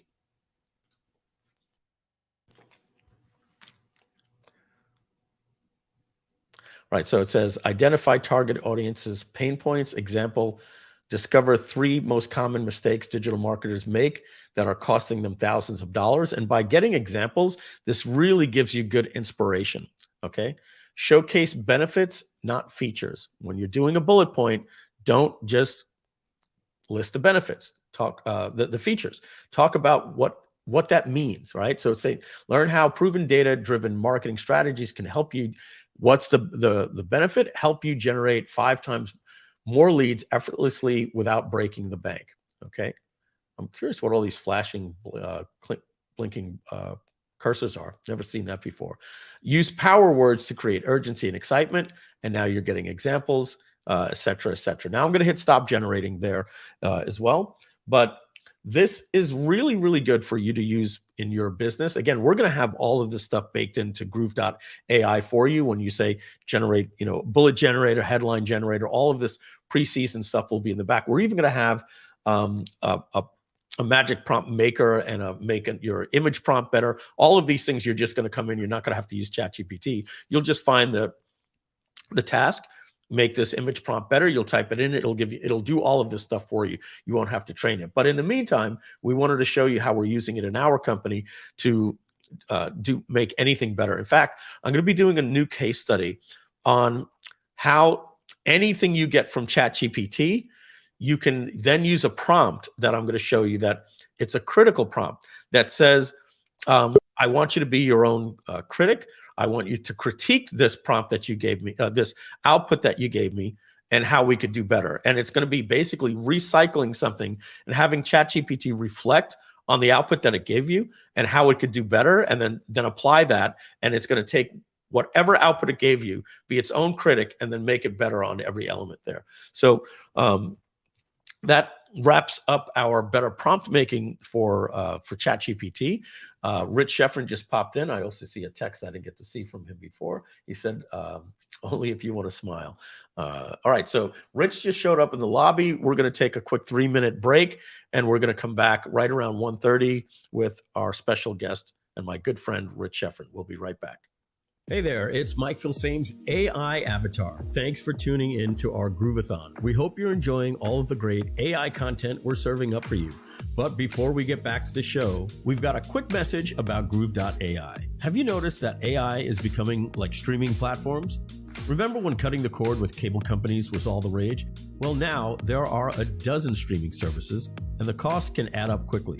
The same is happening with AI. Yes, there are great platforms out there, but the cost can be as high as $4,000 a month or more. That's why we created Groove.ai as a backup project. It's going to provide you with the best AI solutions at a fraction of the cost, and it's coming just later this year. And with our limited lifetime deal, you'll have lifetime access to all of the top features of Groove.ai when it's released. And right now you can get that for just one payment of $897 or two payments of $497. And with our wholesale pricing on AI, you'll save up to 8 times what the other leading brands are charging. But we don't just save you money. We also offer the benefits of a marketplace. That's right, we're making a marketplace for other AI developers to create cool apps for you. Don't find the task or workflow for your needs? There's going to be a marketplace where others are extending our platform with powerful AI tools. Just like how iOS, Android, WordPress, Google Chrome, and Shopify are better because of their marketplace that extends the values of their technology. Soon, when Groove.ai is released, you will have access to a full suite of AI tools, including content creation, copywriting, image creation, and so much more. This will allow you to streamline your content creation and get even better results for your business. What makes Groove.ai different? Well, number one, we give you wholesale pricing on AI, and we don't lock you into one technology like OpenAI. You'll be getting OpenAI, Google's powerful AI engine, Stable Diffusion, everyone out there you'll be able to connect to. The other platforms are built on just one technology. And our lifetime deal, you'll never have to worry about monthly payments again. And here's something special for all customers who back our project before we close. Those customers get a massive bonus of 3.5 million words of free AI content. That's equivalent of getting 35,000 emails with 1,000 words each. That's right, it's a 1,000-word email every day for a century. So don't miss out on this incredible bonus. Act fast and become a backer of Groove.ai before midnight. So don't wait too long. This lifetime deal is only available for a limited time. Once the backer project is complete and Groove.ai is released, the lifetime deal will be gone forever. After that, it will cost $99 a month or $997 a year. So if you want to take advantage of this incredible opportunity and save big on your AI needs, become a backer of Groove.ai before it's too late. Don't wait. Join the community of over 1,500 people that have already backed this project. As a backer, be the first to experience the power of AI when it's released later this year. Now, let's get back to the AI Week Groove-A-Thon with the real Mike Filsaime. Now get ready for the power of Groove-A-I. Become a backer of Groove today. All right, we're back. Rocket Growth Strategies. We'll try to get this one in here. Prompts for creating an effective business plan. That would have been a very, very good one for the demo. But we're going to bring on Rich Schefren, and if we have time later, we'll show that. So, Rich, give me a thumbs up if you're ready. Rich, do you hear me? Thumbs up. You ready to come on in? Okay, here we go. How you doing, buddy? I am good. How are you? Good. Your audio is off. Is it off? Me? I don't know. Do a countdown for me. Your lip sync is way off. 5, 4, 3, 2, 1. Donna, is that off for you? Or is it just me? It's perfect for me. Okay. So, yeah. So all right. So let me, Donna, talk with Rich for a minute, if you don't mind. I'm going to refresh. It must be something. I don't mind at all. You're both off. Go on, Donna. Real difficult for me to have a conversation. Hey, Rich, good to see you. Good to see you too. How's life in Vegas? It's getting warmer, so I'm happy. Yes. Gotcha. And how's this week been? Or is this yeah, I don't even know. Like, how long is this AI Groove-A-Thon? So we started the Groove-A-Thon on Friday. Okay. But it's been an easy one. Very easy for me because Mike's handling most of it. In fact, I'm not even camera ready today because I wasn't planning on being, online. Oh, there we go. We lost Rich. Let's get him back. There we go. Well, Mike helped me last night, helping my daughter with an essay that she wrote for college. So that was helpful, and maybe we'll even talk about that, Mike. Yeah, sure. And what's interesting is that the what did she tell me? Like 5 kids in her class got busted for using ChatGPT for their essays, which that's a big no-no. Busted how, I wonder? Is it just a leapfrog in skill level that No, there's they have tools that will tell you whether this was written by AI or not.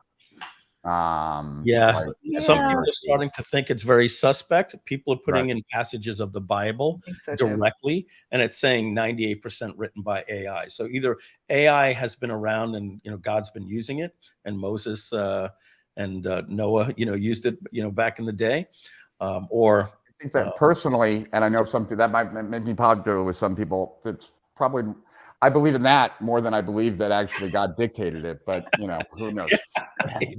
No, I know what you're saying. Yeah, that On that note, yeah, kind of like in the all right, Donna, thank you. Kind of like in the Prometheus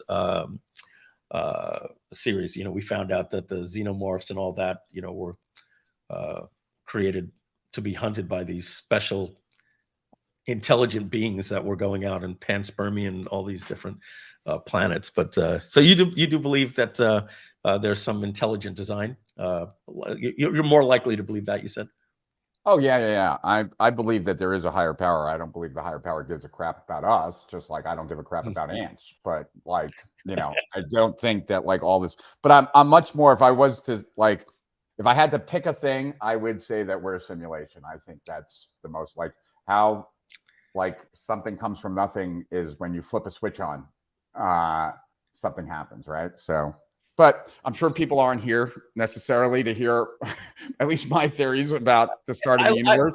I like those philosophical discussions. Let me just add to that, and then we'll get back onto the stuff we were talking about yesterday with your daughter. Let me just click this little high button here. All right. So when it comes to are we living in a simulation? Stay off the religion stuff so we don't offend anybody. But if we're living in a simulation, it just brings up that ultimate question of, consciousness. Like, if we are simulated so well that we actually developed our own consciousness, and that question will go, deep, just back to the original mover. Well, what is consciousness? Just because you think you're real, therefore I am, the old Descartes, I think, therefore I am, or were we simulated to feel that we're thinking that? But at the end of the day, that's that fine line of that definition that we're sentient, even if we're in a simulation. And then it doesn't matter. Then it's no longer a simulation because everything is a simulation.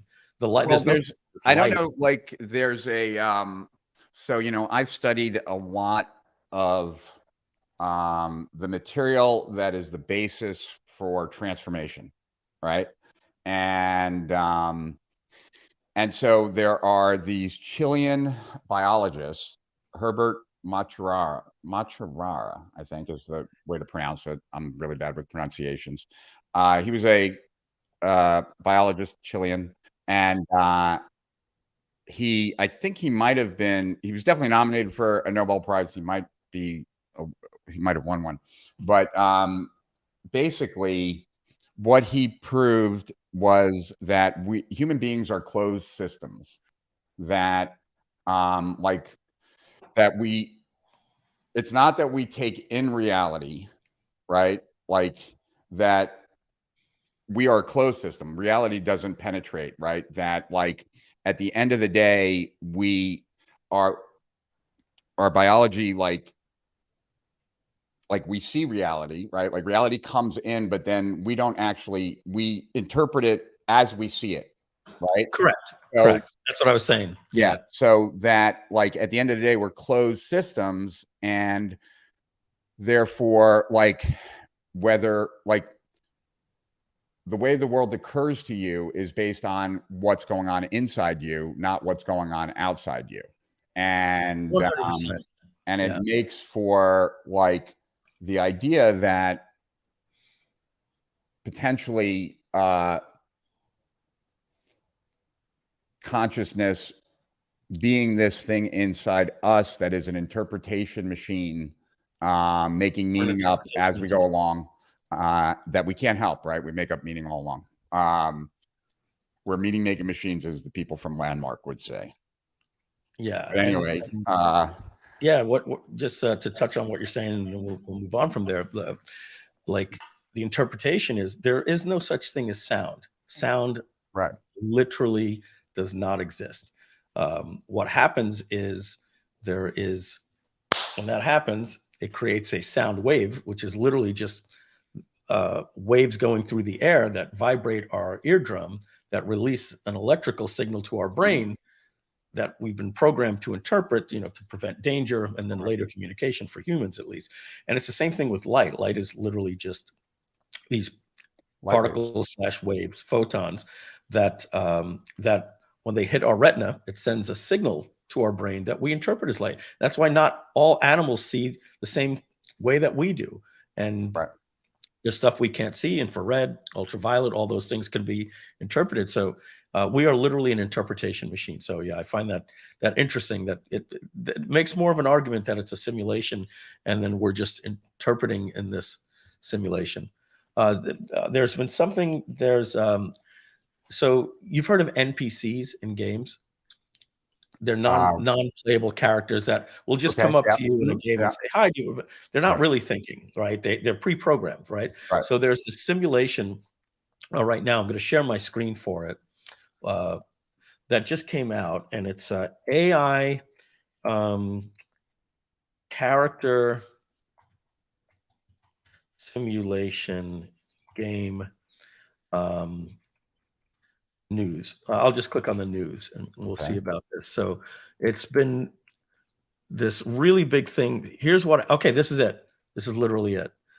So what they've done is they've created these AI characters, and all they did is seed them with like a personality, and a group of researchers here. This is basically new. They've tied it into ChatGPT. So they've given these people a certain personality, but unlike a real NPC in a game, these guys go about their life, and then they have conversation. They literally have conversations with each other in cafes, and they're AI things. But what's happening is their experiences are rewired back into their brain. So if something happens to them that they don't like, the next day they go in, they won't have a conversation with that person if they were insulted. And it's a fascinating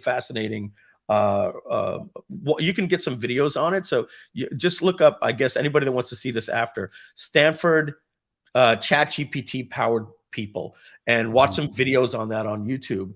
And it's fascinating because what they're saying is that the future of gaming is going to change as well, because what's going to happen is the NPCs in games are going to be AI, and they're going to be different for if you play play it or I play it, it's going to be a completely different experience. Over time, the whole world will be like, the world on my machine will be different than the world on your machine, just based on the butterfly effect, right? One small change in one AI character can change the whole universe. What stops those characters from being sentient, or assuming they are, because it's just an electrical, it's all electrics with us. So anyway, I think that's interesting. All right. So Rich, we were talking about your daughter. Yesterday, I believe, is it okay if I pull up the prompt that we used? And I have the whole thing if you want to. I could just pull it up. Yeah, we'll start it with what happened was Rich called me yesterday, sent me a text, and he says, hey, do you got a minute? And I said, yeah. And he says, I just got a question about something with ChatGPT. So the question that Rich had was basically his daughter wrote an essay, and she wanted to get it graded before it got graded by her professor. So we wanted to find out, how can we grade that essay? And when Rich was putting it in, it was saying too much information. So I showed him how he could then put it into two parts, but we also wanted to tell it how to grade it. So I used my magic prompt version. My preferred version is this one, the first one, where it doesn't ask me questions, because I like to put the details in my original prompt. So what I did is I typed in act as a prompt engineer. I basically just pasted that in, and this was what Rich essentially wanted. Act like an English writing professor. I want you to grade an essay that I'll give you in two parts. Then I want you to critique it and tell me what I can do to get a better grade, or even an A+, make me a better prompt. And so then it made me this prompt, and I gave it to Rich. Act as an English writing professor with expertise in essay grading and evaluation, and then et cetera, et cetera. You could read that right there. So then, Rich, you want to share your screen? Yeah, let me pull the it up. output that we got. Yeah, let me pull it up. One sec.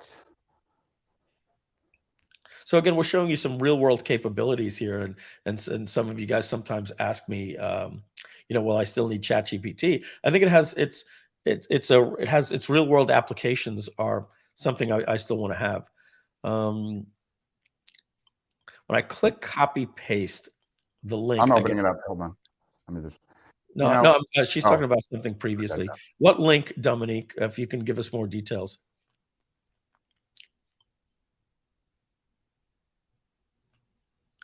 I'm reading what MJ said here. About the dragon getting to the top of the mountain? Yeah. That's all right. Yeah. All right.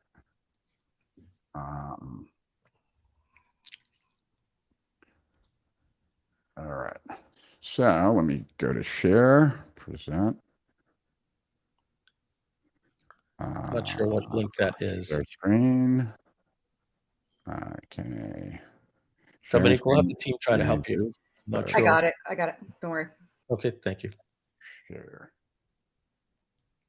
All right, Rich, can I share your screen? Yep. Okay. All right, I'm going to move us over to this side here, or this one. Yeah, this one. Okay. Oh, you use the light mode, huh? Yeah. I'm old. Full screen here. Yeah, I'm old and I can't see so well, so you know. All right, so if we scroll up to the top, yeah, okay, so there we go. That's the prompt that I used the Better Prompt Maker to make, and then we just added one more thing there. I want to give you part one. Are you ready? After I give you part one, do nothing but ask me for part two. It says I'm ready to review part one, and so what Rich did is he had a like an 8-page document of her essay, but I knew that it can really only do about 6 pages or 5 pages. So I told him to put the first part in there. And so there's the essay, and then we'll scroll all the way down. Yeah. And, I just want to say something real quick here, Mike, that's not related to AI, but I think would be valuable to people. Because like last night I was, after we did this, I was on with my daughter and my youngest daughter, Elle, whose essay this was, and my oldest daughter, Ava, who is 2 years ahead, right? And so we were working on her essay together, and we've done this numerous times, and she's getting an A, and we want to keep that going. And we were talking about this essay, and you can see in the very, if you look at the very first line, do you want your kids to have a future filled with substantial disability and premature death, right? And I was saying to her that, I wanted to make that stronger, right? That sustained disability is not substantial disability and premature death are not not visceral or emotional or anything like that. And she was like, well, this is my last essay for the class. I'm not really that concerned. And I'm like, well, let's fix it up, but it's bigger than that. And I told her that my dad, who was a successful businessman, his richest friend was this guy named Meyer Berman. And Meyer Berman was an extremely successful Wall Street guy. He became well known in the financial markets because he was the guy that made over $1 billion in one day shorting U.S. steel, right? And he was selling, short selling it, so selling it naked, right? All the way up, and then it hemorrhaged and blew up one day, and made over $1 billion that day. And his advice to me when I was just a kid, right? He said, Rich, do you want to be rich, right? Financially, since I am rich, right? That's my name. And I said, of course, Mr. Berman. And he said, well, then the most important subject is English. And I never I was too young to fully appreciate it because, as an accounting major and someone who was always interested in business, I never thought English was that important. But yet now, as I reflect back, on my 52 years on the planet, it has been my writing and my ability to communicate more than anything else, that is responsible for my success, especially with like the free reports that I generated and stuff like that. And I never thought that like I would write anything that would be the primary determinant of my income, but yet it has been. And so that, like, you know, as I was telling my kids last night, the ability to write persuasively is insanely important. And my very first girlfriend in college was an excellent writer. And she was 2 years older than me. Like my very first girlfriend, I was a sophomore in college. I was a late bloomer. And she was a senior. And she had a 4.0. She ended up doing Teach for America, then went to Harvard Medical School, and she's an obstetrician now. But she told me that she had an unfair advantage in college because she was such a good writer. And most of her classes were in humanities as an English major and a biology major. And that because she could write so well, like she got like, you know, any class that was based on essay or anything else, like she rocked, because like, even if she didn't know the material that well, she wrote so well that she could kind of like cover it and still sound really good. Right. And, you know, we know what top copywriters make and how much they can impact a business. And so just a passing kind of like thought that I shared with my daughters last night, because the two people I care most about on this planet are my daughters. The people that I feel most loved by are my daughters. The people that I would die for are my daughters. And so I try to pass the best advice to them. And I was sharing that with them last night. And since I was like, why not share it here? You know, I tend to still to this day, I don't put as much of an emphasis on probably my writing abilities as I should, but the ability to write persuasively is incredibly important. So anyway, should we go back to this? Yeah, and you shared that with her. Yeah. Gotcha. So I loaded in the first part, right? And as Mike told me to tell it, and as it did, it said, thank you for part one. I've carefully assessed it. Now give me part two. So I gave part two of the essay, right, with the works cited and whatever else was in it. And then this is the actual feedback. Did you want to say anything about the feedback, Mike, or just keep going? Yeah. So what happened was I was disappointed that your daughter did so well. Let me put it to you that way. Because what happened was it scored it an A+, right? It said your content is a 30 out of 30, not a 29 out of 30. Right. Like every single thing was 20. So at first I was like, okay, something went wrong. And then I had to accept the fact, oh no, wait a second. There's one thing I'm leaving out. She might have had a perfect essay, right? But so then it basically gave us the 4 categories and said it's well structured. We've demonstrated exceptional ability to select, et cetera, et cetera. But I still wanted to see if we could do better. So we're going to scroll down a little bit further. And you know what, Mike?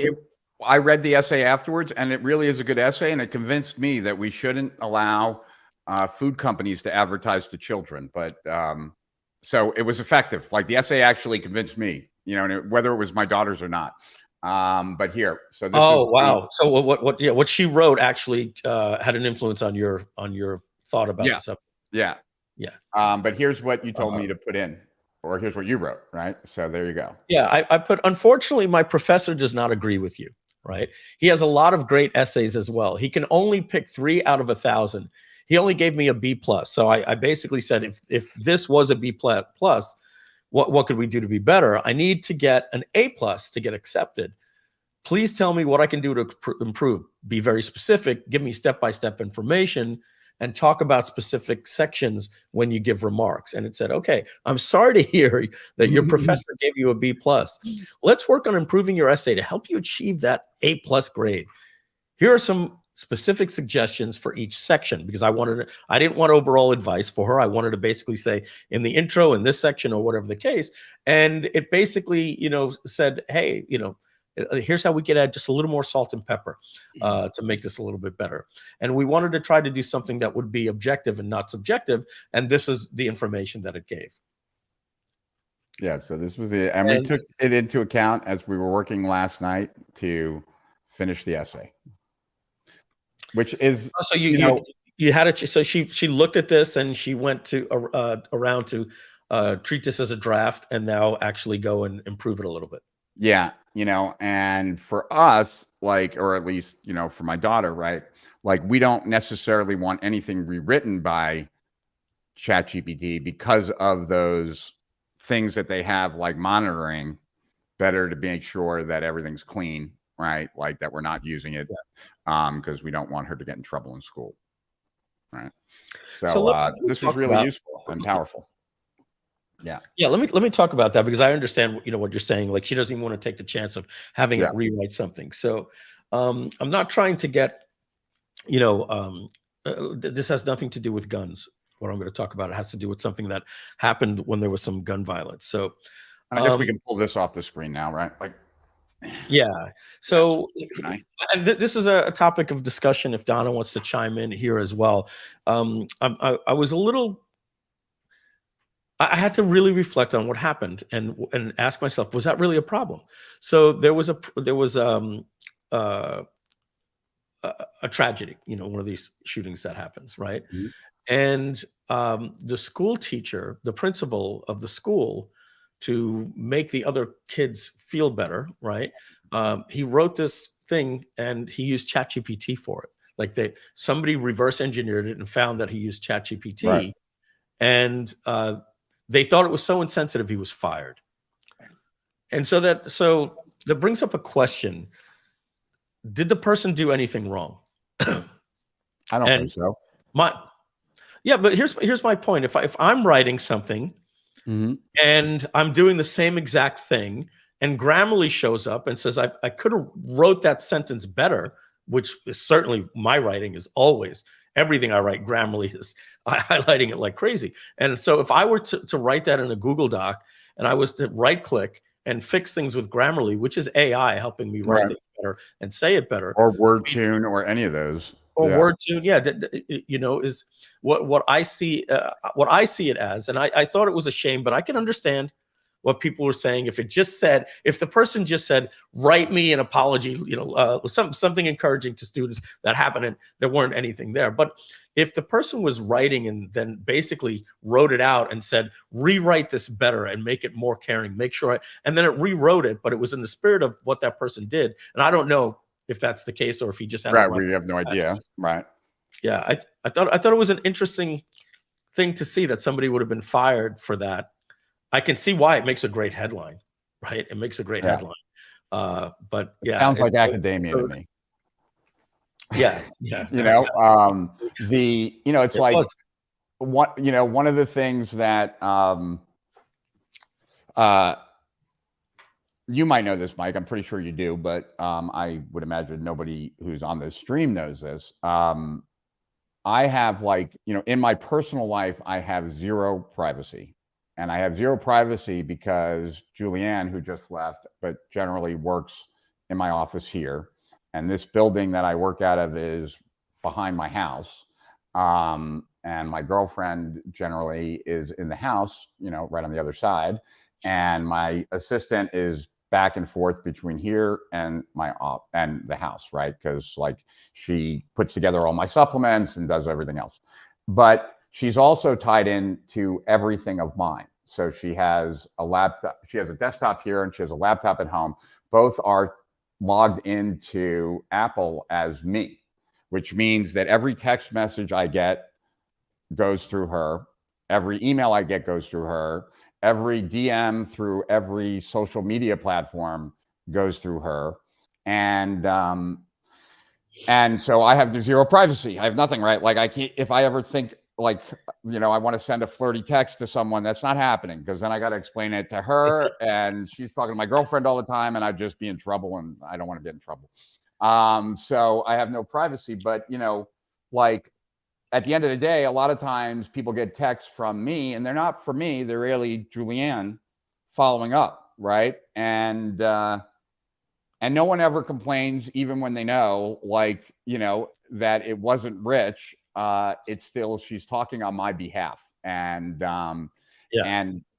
Right. And so I don't see any difference between that and having AI write an apology letter, because like I can tell you that I've had Julianne write apologies for me to people. Like, you know, like I didn't have time and I'm running out and I'm like, oh, can you send so-and-so an apology from me? The spirit And of your meeting. Yeah. Yeah. Make sure to mention X, Y, and Z. Right. Like, and that's it. And so I don't see any problem with it at all. Like I had the thought, I felt bad. I wanted to apologize. And that's as far as like, you know, my involvement in the process. Right. And I don't think there's a problem with that. Yeah. It's kind of like having your, your spouse write the card for the Christmas gift while you're driving in the car. Like if somebody's like, oh, so you write to this a wedding, yourself? like I've never gone to a wedding where I wrote the card ever. Yeah. Whoever I was going with you on the card. I wrote the check. I'm with you on the privacy thing. I don't, the same thing, people in the company have access to my email, Simone, Lucius, even different things like that, because sometimes I'll sign up for something with Google. And it's an app that we use in the company, and I signed up with myself to test it out, and that becomes a legacy account. And there's some good things about it. It's I make sure every communication I have is almost like it was seized in a court of law. So I don't put anything that that I would want anybody. There's no trash talking about another employee. Nothing like that will ever happen. It just and the same thing with my Facebook. No pictures of your privates. No, I don't believe in any of that. Yeah, Michelle knows, and we're going to get to Rich's presentation in 30 seconds. Michelle knows I'm just an old school guy. I think Rich, even Kim, has asked me once or twice, because she knows how I feel. She's like, "Hey, you're in the background of this photo. Is it okay if I post it on social media?" And I'm like, "Let me see the photo." Yeah, that's okay. I've been very, very guarded about. I'm not always crazy about like going out for a cocktail in Brickell, Miami, and then the next day somebody like, "Hey, it looks like you had fun last night." I'm like, "What are you talking about?" And then I look at Facebook. I'm like, I feel like my soul was stolen from me. But that's just me, by the way. All right, so Rich, total passing aside on that before we dive in, and let me pull up that presentation. But it's almost. I don't want to exaggerate. I'd say, I was going to say every week, but it's not every week. I'd say at least twice a month, there is another Rich Schefren account, like on Instagram or somewhere, consistently. Flattering. Like there's another real Rich Schefren, right? And the reason I'm the real Rich Schefren is if you look up Rich Schefren, it's just a parked thing that someone took that of like a black woman in a t-shirt. That's Rich Schefren. So I had to be the real Rich Schefren. And then, at least twice a month, there's another real Rich Schefren that pops up that steals all my images and then starts posting. And Julianne has people it don't down. have anything better to do. Yeah, Julie. Well, you know what they do? Then they start DMing people and telling them to invest in crypto. And they give them a link to like some Ukraine company that once you send the money there, good luck, right? Yeah. Well, I hope people know better. But that's the world we live in. All right. So Rich, you were at a mastermind put on by Cole Gordon. Is that his name? Yeah. Yeah. Cole Gordon from closers.io. You were there with some pretty influential people in our industry, and you put on a presentation that pretty much lit up the room. Not necessarily related to AI, but it's going to be a little gift for you guys in this last hour. It's going to take Rich about 45 minutes to go through it, and then he and I are going to talk about it for 15 minutes and then wrap up the day. So Donna, why don't we play a 1-minute commercial break just so we get a little advertising in here. We're going to do the 1 minute, the super quickie, and we will be right back with Rich Schefren. We'll be right back. Hey there, it's Mike Filsame's AI Avatar. I hope you're enjoying the AI Week Groove-A-Thon. We're going to be here talking about all things AI with some awesome guests and workshops. But right now, it's time for a quick break. Don't worry, we'll be back soon. In the meantime, let me tell you about something exciting. Our backer project for Groove.ai. By backing this project, you can get lifetime access to Groove.ai and never make a payment to us or anyone for almost all of your AI needs ever again. But hurry, this opportunity is expiring soon. So head on over to Groove.ai/backer to learn more and become a backer before time runs out. And here's something special for all customers who back our project before we close. If that's you, you'll get a massive bonus of 3.75 million words of free AI content. That's equivalent of getting 35,000 emails with 1,000 words each. That's right, it's 1,000-word email every day for a century. Don't miss out on this incredible bonus. Act fast and become a backer of Groove.ai before midnight tonight. All right, that's it for now. Let's get back to the AI Week Groove-A-Thon. Now get ready for the power of Groove-A-I. Become a backer of Groove today. All right, so we're going to share Rich's screen here, and let's add it to the stream.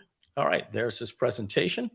I'll go full screen here, Rich. Actually, I'm going to make you the hero here. I'm going to bounce out, so you're not going to be hearing me.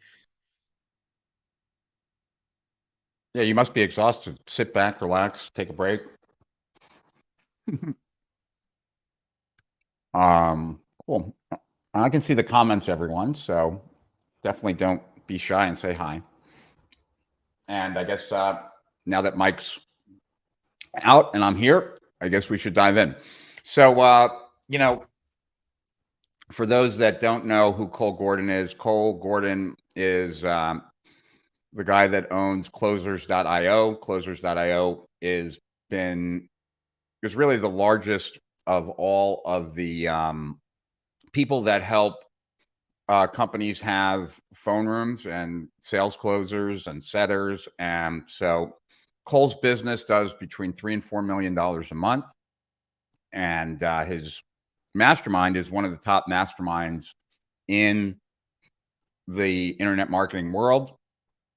He has about 200 members, and I think the annual fee for being in this mastermind is $65,000 a year. So about a $13 million a year mastermind. Pretty impressive. And so this mastermind was in Cabo. I flew in Friday, presented Saturday, flew out Sunday. And what I wanted to share with people, you know, generally when I go to masterminds and I present at a lot of masterminds, I'm generally presenting strategies from Steal Our Winners, which I did here as well. But unlike most presentations where I just give a bunch of strategies from Steal Our Winners, this presentation, because I was talking to a room of only entrepreneurs that were selling high ticket, I wanted to also share some experiences that I've had. You know, Mike and I are old timers when it comes to online marketing. We've been doing this for over 20 years. I've known Mike for over 20 years. I coached him 20 years ago, actually, and we were both online before then. So high ticket, I've seen a lot of businesses come and go. I've seen them explode, get really big, and then fall apart because of certain specific challenges that you have in your business if you're running a high ticket business. So what I shared with people, and we'll just dive in, are steps to make a high ticket business more resilient. And the number one secret behind all explosive marketing growth. And then on the tactical level, a tweak that turns a losing application funnel into a winner, a formula that cuts Facebook traffic by 78% and delivers better prospects, how to get a 50% open rate on million-plus lists, how to boost the back-end sales on any survey funnel, the interactive VSL that boosts application show up and conversions, and an easy upsell that got us a 78% conversion rate and has gotten others equally high, and a Zoom social proof video that boosts bonding and trust and sales. And since I included that because so many of the high ticket businesses in the room were actually like coaching type programs. So that's what I covered in this presentation. Does that sound like something that you guys would be interested in hearing? I would assume so, but let me know in the chat. I just I'm all alone now in my office here since my assistant's gone, and it's nice to know that I'm not just talking to a screen. So I'm going to be checking out the chat just to make sure. Got you. Yeah, I got the chat up. And I will press on. So let's talk about the high ticket pitfalls first. The big question is like, do you have a business or do you have a promotion? And that's what I asked the people in the room. And here's the difference. Like, a lot of high ticket businesses, they make all their money on acquisition, right? And what I mean by that is that, you know, if you have a $10,000 or a $15,000 or a $20,000 program and the client pays that up front, and then you satisfy that demand, right? You satisfy that purchase, you fulfill it, and then you never make any more money from that customer. That's a promotion, right? And here's what you need to understand about that. In order to be able to get that customer, that client who paid the 10 or 15,000, you have to build an infrastructure. You have to have a certain amount of fixed costs. You have to have a business, right? Like the costs of a business. But this business that you have only makes money when it acquires new customers, which means that if you have a bad month or 2 months, your business can quickly go upside down, because unlike normal businesses that don't rely on the ads effectiveness today to make money this week and next, regular businesses will have that, but they also will have the benefit of the customers they've acquired over time. High ticket business often don't have that. So if you have a bad month, all of a sudden you are now starting to fall behind because you still have all the fixed expenses. And so if you're totally reliant on the business that you bring in right now, and that you don't get the benefit of any business you've done in the past, so that every month you're starting at zero again and having to hit the numbers, well, that's a promotion. And that is something that you want to avoid. So the closest business that I had to that type of business was my hypnosis business. So for those of you that don't know, like, I was in the fashion business and the music business. I had a record label. I had one of the most successful stores in Manhattan. I got out of those businesses, took a year or two off, and then I got hypnotized. I'm highly hypnotizable. And so I had this profound experience when I got hypnotized, and I decided that was going to be my next business, right? So I opened up a hypnosis center, and that hypnosis center did about $750,000 our first year. It did $1.5 million in our second year. No, we did $5 million in our third year, and we were headed to $13.5 million in our fourth year. And the process worked like this. We ran full page ads in the daily news. People would call in to schedule a free screening. They would come to our office, and then they would meet with a salesperson who was trained in hypnosis, and that salesperson would either sell that person or not. When we first started, the full page ads would get us 40 phone calls, right?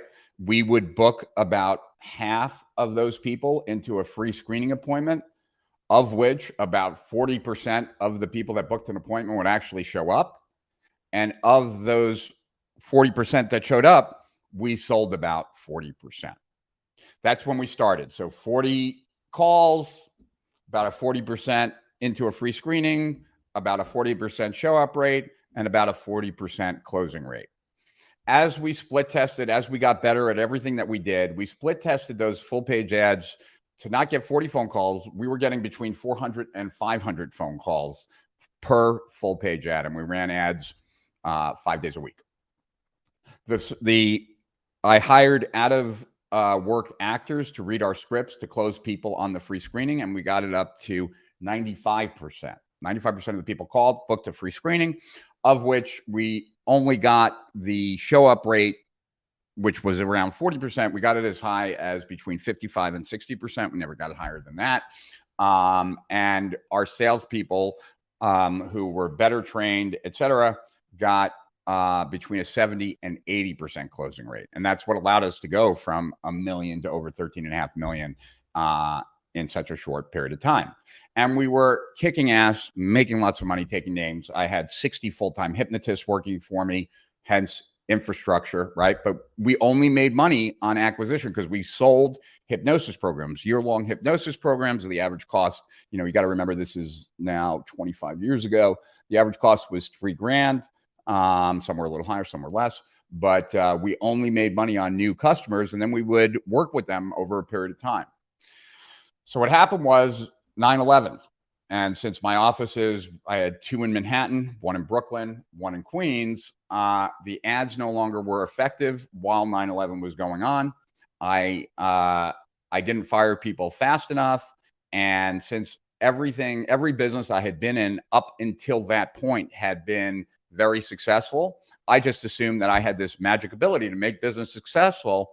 So I spent a lot of good money after bad money, right? Like, in other words, I took money that I had, like, first of all, the business accounts were very high. And I watched those business accounts go from multiple millions down to close to nothing.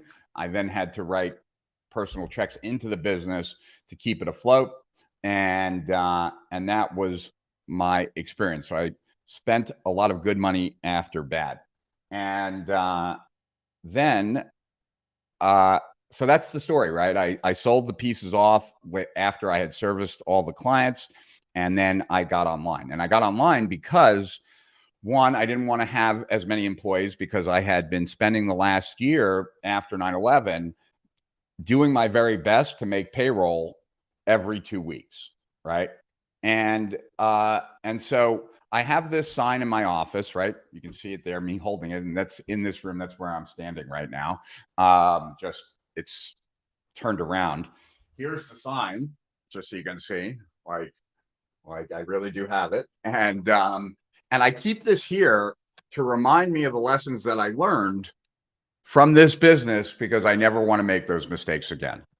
And so I was sharing with the people in the room what I learned from my quote unquote high ticket business that was really a promotion, that were all the things I did to make sure that I was never in that position again. So the first thing, like in my current business, Strategic Profits, one of the things that we have is that we have licensees. And so there's a Strategic Profits in India, there's a Strategic Profits in Japan, there's a Strategic Profits in Spain, there's a Strategic Profits in Italy. Here's the homepage for strategicprofits.it, right? Here's the homepage from strategicprofits.jp, and so on, right? So every month I get a check from Japan, from Spain, from Italy, we just turned on India, so not yet. And that's just another way that, like, we are insulated about what happens maybe here in the States. So we're just one now, not just reliant on what comes in today or what comes in this month from our current efforts, right? Because we're also getting money in from all these other countries, right? So that's one. The next is that, like, I have put in place, like, currently today, I do Mondays. Well, I show it later in the presentation, so I don't need to go there now. So the second thing here is that at Strategic Profits, before I sold the business, because I sold the business in 2017 to Agora Publishing, and then I bought it back in 2020, I think, or 2021, because I preferred to actually keep it myself. And but before I sold the business, we used to have a very high ticket program that was the back end of our business, and it was a $1 million program. And it was done the first 2 times I did it. Jay Abraham and I did it together, and then I did it alone. And the cost of the program was $1 million. The way it was paid, though, was 50%, $50,000 non-refundable retainer that got you 6 months. And in those 6 months, Jay and I would be working with you to grow your business. And as long as you were doing what we suggested and business like would grow, then from there, you would pay us 4% of the increase in gross until the $1 million was paid off. So the proposition was, if Jay and I grew your business by $25 million, would you give us $1 million of it? And quite a few people took us up on that. So that was, and since you're not getting that $1 million up front, you're getting it over a period of time. That was another way that we kept the business much more stable, because we had these partners that we were getting, 4% of the increase in gross until the $1 million was paid off. And I actually had 2 clients re-up, like after they had paid me the $1 million, they wanted to do it again. And they grew I helped grow their business another 25 million until the second $1 million was paid off. But having that kind of continual flow of money coming in was another way to kind of protect the business. The next was having a low ticket continuity program that was not designed to maximize money.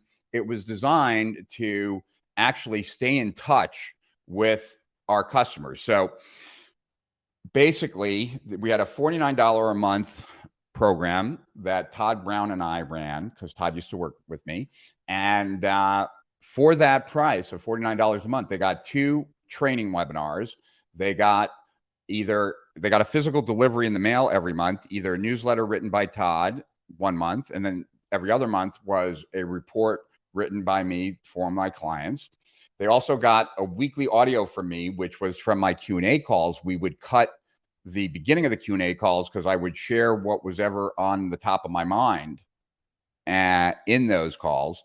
And so they would clip that, and just that front part of the Q&A calls where I was talking about whatever was interesting to me, that would be given to people. And because we were giving people all this stuff, the retention rate was really high, as well as the ascension. So what we found is that people who could not afford my coaching program at that time, they would often go into this, and then as they started doing better, then they would buy my coaching.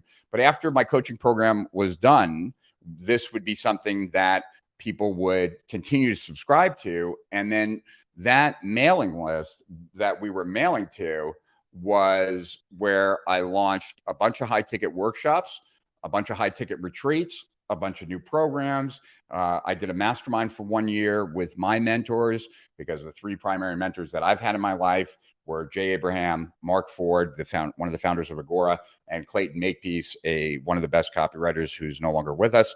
And so I had 4 meetings. One was with me personally, one was with me and Jay Abraham, one was with me and Clayton Makepeace, and the last one was with me and Mark Ford.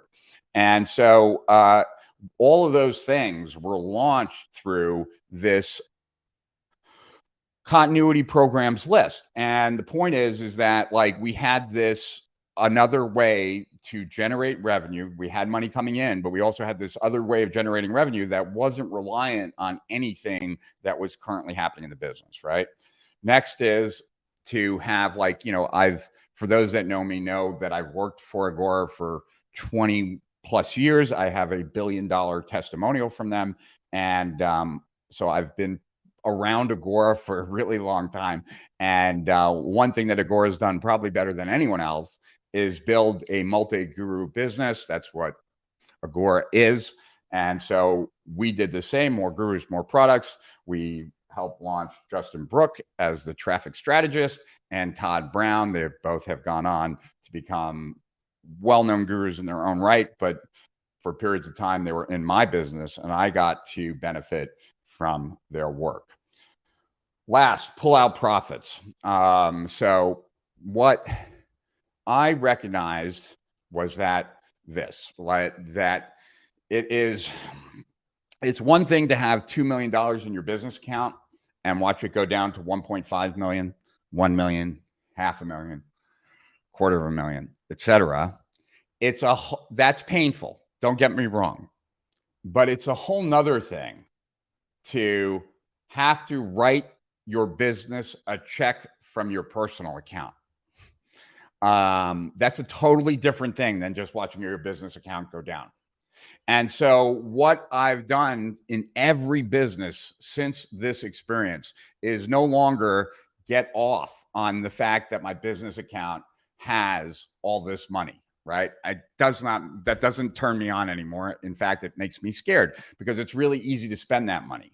So every month I take out about half the profits of the business. I share some with the people that work with me, but for the one reason that I'd rather it be sitting in my personal account than in the business account, so that like I have to reflect a little bit longer for that money to be used. And I suggest to others that they do that and not let their ego have them think that having a big, impressive business bank account means a lot, because it doesn't. So those were the tips that I took. Those were the things that I did to not make the same mistakes. I never wanted to be in a business where I was totally reliant on what we sold today to stay in business. And so that's why I have that sign still in my office. And that was just some of the things I was sharing with the people in the room, because they all have high ticket businesses. And I can tell you that for many people in the room, it was their first, even though they have high ticket businesses that do anywhere from 7, 8 figures, it was the first time someone was talking to them about these kinds of challenges. So I think they were appreciative. Now, the second part is like, where does explosive growth come from, right? We were still on the conceptual before we get into the tactics. And for those that know me, right, like this is really why I built Steal Our Winners.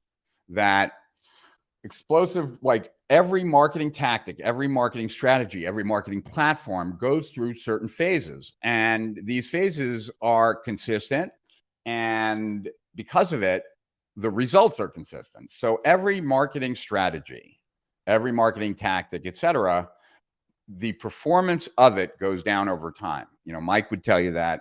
I can tell you that. Like, if you've been in this game long enough, you've seen this over and over again, that results plummet over time, right? Well, I'm going to show you examples of this, so I don't want to keep like stealing my thunder from slides that are going to be coming. Now, if that wasn't bad enough that results plummet over time, the effort to get the result increases over time. And it's not only the effort to get the result, it's also the skill level necessary, the resources, etc., right? So you have this situation where results plummet over time, and yet the ability and what's necessary to get the result increases over time. So these are the 5 phases of shrinking results and increasing effort. And so at the first stage, and insiders, right? An insider creates a new strategy, right? Or creates a new tactic, tries something, it works, right? So this is the innovation stage. From there, it goes to masterminds, like the place I was just at this past weekend, right? Where people pay $65,000 to be in the room. Insiders are sharing with masterminds. I'm an insider. I was sharing at a mastermind, right? So it goes to adoption, where the top of the market are hearing about these strategies, right? From there, it gets into courses, right? Starts to proliferate. Then it gets into forums and groups, where now the strategy, the tactic, whatever, is accessible to the masses, right? And then eventually it gets to where everybody knows, right? And so this is what's behind every marketing strategy and tactic. And yet most people are not aware of this. And the challenge is that you don't need to have strategies and all your strategies and tactics be on the left-hand side, but you can't also have every marketing asset and everything that you're doing in marketing be on the right-hand side, because you don't get any momentum on the right-hand side, right? So there are things that you do in your business that are on the right-hand side. They're necessary to do, but they are no longer sufficient for you to actually achieve momentum, achieve explosive growth, right? And so I'll give you some examples of that. So the first is the free report, which is something that I'm pretty well known for, right? Really one of the first lead magnets out there, right? Online. So if you've ever had a lead magnet, like this is what came before, right? And when I wrote this lead magnet, right? The Internet Business Manifesto, my entire life changed, right? We brought in $3.5 million in the first 6 to 8 weeks, 7.4 million within the first 12 months, and we broke 10 million by year 2 and beyond, right? So that report, now, when I wrote this report, before that, I was doing what everyone else was doing. And I was, I was doing okay. I was making about 25 grand a month as a business coach. And I released this, and then you see the numbers there, like my life changed, right? This one asset made all the difference, right? I was doing what everyone else was doing, but now I had one thing that no one had, which was this free report. And it worked so well that for the next 18 months, all I did was write reports. And with every report, I made millions more and my business grew more because I was the only one at that time that was doing a free report, right? Now, I taught this kind of concept, this way of doing things to Mike, who wrote the Butterfly Marketing Manuscript, to Alex Jeffries, who wrote Guru's Nightmare, to Anik Singhal, who wrote Circle of Profit. And I finally taught it publicly for the first time in 2011.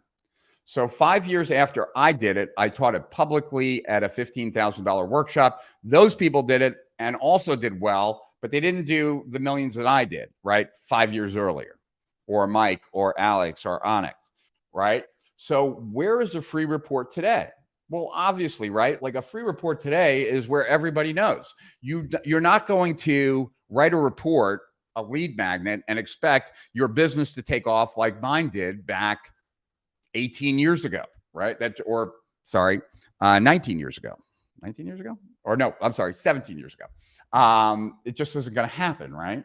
But you might still need a lead magnet, but you just don't expect that that's going to be like anything that's going to like explode your business. And thanks, Poet, for saying that. I appreciate you, and I appreciate you for saying that I'm a marketing monster. So as we continue here, next, the video sales letter. So for those that don't know what Agora is an info publisher in the financial, health, and some other spaces. When I started working with them, they were a little over about $100 million business. We got it as high as $1.8 billion a year in sales, with the majority dropping to the bottom in profit. The two people here that you see me pictured with are Mark Ford and Bill Bonner. These are the two founders of Agora. And here's what Mark Ford had to say about the strategy, like what I shared with them, which was the VSL. We went from 100 million to $1 billion because of that precise strategy. I'm not sure if you heard that. Let me know if you heard that. Rich. What? You hear that? You didn't Yeah, hear we it? can hear that. All right. It's not important. Is it on your computer or on your PowerPoint? It's on my computer and my PowerPoint. I could put it up there. Yeah, your computer sound doesn't come through. Okay. All he said is that one thing, we went from 100 million to $1 billion. There are other videos that I want to show, but that one's not important because that's just saying that. Here's a letter from Bill Bonner thanking me. Rich, if you send me the slides, I don't know if you have them on a Dropbox. I could play them for you. Cool. All right, cool. So I'll send you, actually, give me 1 second here. Let me just do that. I'll just send you a link to the actual Dropbox with the, okay, I'll load it up. And we can play with the slides and the videos from that slide. So hold on. There we go. And let's see, copy Dropbox link and go here. Same. I texted it to you, Mike. Okay, I got it. Cool. So this is a letter from Bill Bonner, the other founder, thanking me, like saying how response rates increased 400% in the US, 300% in France, 250% in Germany. And then when they wrote their first promo for a VSL, it was the End of America. That was the name of the promotion. It was the most successful newsletter launch of all time. It probably in total has been responsible for about $1 billion in sales. It was so effective, just to give people an idea of it. We were selling a newsletter that sold for $97, and we were able to advertise on Fox News 30-second spots that advertised the URL of the VSL. The VSL was 70 minutes long. So people would go to the domain from Fox News, then watch a 70-minute VSL, and we were able to sell and get customers at approximately break even from cable TV to a 70-minute VSL. I mean, it was pretty insane, right? And so it set all new kinds of records for subscription sales, and insanely powerful. So let me give you the timeline for VSLs, right? I didn't invent it. John Benson invented it, and he invented it in 2005. In 2006, he did it for a client whose business exploded as John's business exploded when he started doing it for himself. He shared it with me in 2007, and I shared it. Cool. We don't. Yeah. So just for the next one, I'll cue you up. I shared it with Agora in 2007, 2008. In 2009, John taught it for the first time publicly, but not to the world, just to the top 15 copywriters alive at the time, at a workshop at Boardroom, which was another $100 million or so information publisher. And it wasn't until 2010 that John released the first course on VSL's 3X VSL.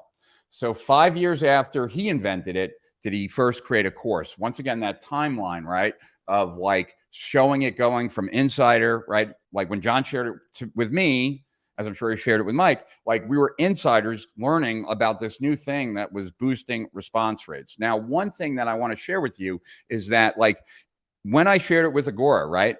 Agora was already $100 million plus business with the top copywriters on the planet, with the best marketers on the planet, right? They had all these advantages, but it took someone like me, an outsider, bringing in a strategy from another insider that took them from the $100 to $200 million range to well over $1 billion, right?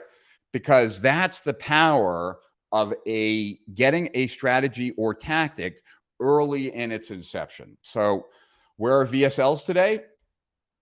Everybody knows, right? Like especially those type of VSLs. Oh, wait, I didn't share the last part of that. So in 2017, when we split tested the way that those VSLs were being done, and when I say those VSLs, what I mean is all we did in the beginning was copy and paste a sales letter and put it on a PowerPoint with a white background and black text, and then record an audio, right?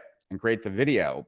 That style of VSL with no like writing copy specifically for the VSL, right? Like we did with End of America, but like in general, no production, no like anything, that no longer got any increase in response. So what gave Agora in 2008, 2009, 2010, a 400% increase in the US went to a 0% increase by 2017. Once again, just proving that graph. Does that make sense to you guys? Just let me know if you're following along, like if this kind of resonates, like if you understand what it is I'm saying. So where's the VSL today? Of course, it's where everybody knows. That doesn't mean that you can't have a VSL today, crush it, but it means that using a VSL, just the fact that you're using a VSL is not going to be enough, right? And it's the same story with automated webinars, right? Like I wrote this report in 2008, kind of invented automated webinars. We were the first to do them. When we first did them, we absolutely crushed it. Here's the name of the report: Supercharge Your Marketing with Evergreen Event-Driven Marketing. That's why Mike's first webinar company was Evergreen Event-Driven, and then Webinar Jam and so forth. For us, right, we went from selling about 3 backends a month to selling 10 to 15 backends a day. I taught this, right, to Mike. I taught it to Russell Brunson. I taught it to Frank Kern. I taught it to Todd Brown, as well as a bunch of others. 2 years later, we did a $10,000 workshop where we shared like our webinar strategy complete, like in addition to what was already in the report. And then 2 years after that, like a ton of webinar courses came out. So where automated webinars today. Once again, like we use automated webinars in our business, but we don't anticipate because we're using automated webinars that we're going to explode, because it's not going to happen. It's where everybody knows, right? Oh, so Mike, the first video, I guess, is the Jay Abraham video, which is slide number 53, which I'm quickly getting to. So if you can just, I got one more slide before that, but one more slide bypass it before that. Share but my I screen here. Bypass it. Cool. All right, so we want to play a video. We said right. Yeah. Which one? Yeah, and before you press play, let me just share that. This one of Jay. Share that. So I'm going to share a bunch of strategies from Steal Our Winners. And there's an echo, so it's throwing me off a little. Sharing strategies from Steal Our Winners. This is when I shared Steal Our Winners strategies. This is when I shared Abraham. Hang on, because it's noise. Hang on, because it's just noise. Mike, I think we're getting an echo from your screen. From my screen, I have nothing playing. The stream is playing. The stream is playing through StreamYard for your speakers or through StreamYard. Which means I see what you're saying. Let me I can fix that. That means it's the StreamYard thing is now working again. Yeah. So let me just shut this off here, and this should work. Did that stop? Let's see if I hear myself talking. Yeah, it stopped. We're good. Okay, so cool. So okay, yeah. This is I'm going to be sharing strategies from Steal Our Winners, and just to confirm everything I said about how strategies have this moment in time where they can be explosive, and most people know who Jay Abraham is. This was Jay talking about me right before I was talking to one of his masterminds. And Jay and I have been partners for like 20 years, and I've spoken to pretty much all his masterminds. And here's his introduction to me, which talks about Steal Our Winners. So yeah, you can play it. This is a really auspicious opportunity because of all the people I know in digital, online, social media marketing, there's no one that I know that I have more respect for and more intrigued with than Rich Schefren for many reasons. Number one, he is the ultimate research scientist. He is unrelenting in trying to understand the implications, the applications of highest performance in every facet of online. And he has dedicated the last couple of years to creating a research business that identifies and probes and penetrates to understand who and what are the most powerful, profitable, and disruptive methodologies, nuances, and breakthroughs occurring in all facets of digital marketing at any point in time, meaning he has seen that if you can master the current, let's see if I can say this right, because I loved how you said it the other day to me, the current disruptive breakthroughs, you have a window of opportunity that is asymmetric, where you're going to get returns, results, profits, responses way out of proportion to anybody else you compete against. And Rich has a research advisory service called Steal Our Winners, where the breakthrough thinkers who at that freeze point of time, that window of time, that man or woman has identified, discovered, refined, and perfected an aspect of digital, social media, online marketing that is outperforming anyone and everything else by orders of magnitude. And it's a window that is diminishing because people find out about it later. But right now, you have enormous advantage. And what we're going to explore today are some little known, little utilized winners that Rich has uncovered that are breakthrough, disruptive, leading edge, outsized, performing anything else being used. Cool. So back to my presentation here, right? Put this back, or you have to do it. There we go. So this is Steal Our Winners. This is where I'm pulling the strategies from. And Got to just get back to the PowerPoint here. So bear with me 1 second as I get over. There we go. All right. And, you know, with Steal Our Winners, every strategy comes with the interview, the step-by-step action guide, the audio recording, and the PDF transcript. I gave everyone access to those Steal Our Winners strategies that I'm going to go over here. I'm probably not going to do that here just because that would be unfair to the people that are paying $65,000 a year. But I'm going to give you the best that I can to explain how to do these things as we kind of go through them. In addition to that, well, I'm not trying to sell you on Steal Our Winners right now, so I will bypass that. And what I was sharing here is just, this is my calendar. That's my email address below. And this is my average week generally. On Mondays and Fridays, I work on my business. I work in my business, Strategic Profits, and I do Steal Our Winners interviews. And on Tuesdays, Wednesdays, and Thursdays, I work with my private clients. And I, more often than not, am using the strategies from Steal Our Winners to help my private clients grow as quickly as I've been known to help grow companies. So with that, here's the first strategy. And this was about webinars, but we also, and it's from Agora, but we also tested it with application funnels, and it had the same impact, right? So we had this webinar, and I'm just going to use the webinar example because that's what this episode was about, but you could apply this just as easily to an application funnel. Rich, with application funnels, you mean they're just applying? Yeah, they're filling out an application to get a phone call. They're filling out an application, right? To then talk to a salesperson to then be closed, right? So, but like I said, this episode was done for a webinar, but everything about they apply. So we had a webinar, and numerous webinars at Agora where we would optimize for the lead. In other words, we were telling Facebook, we want people who will register for the webinar. And when we did that, the campaign was at an 18% break even, including both the self-liquidating offer and the back end offer. So in other words, when people registered for the webinar, the very next page was a offer for a book written by the person that was going to be on the webinar. And when we added up the sales from that, and we added up the sales from the webinar, we were actually at 18% break even, which meant we lost 82%. Certainly not a winner, certainly not something we would roll out.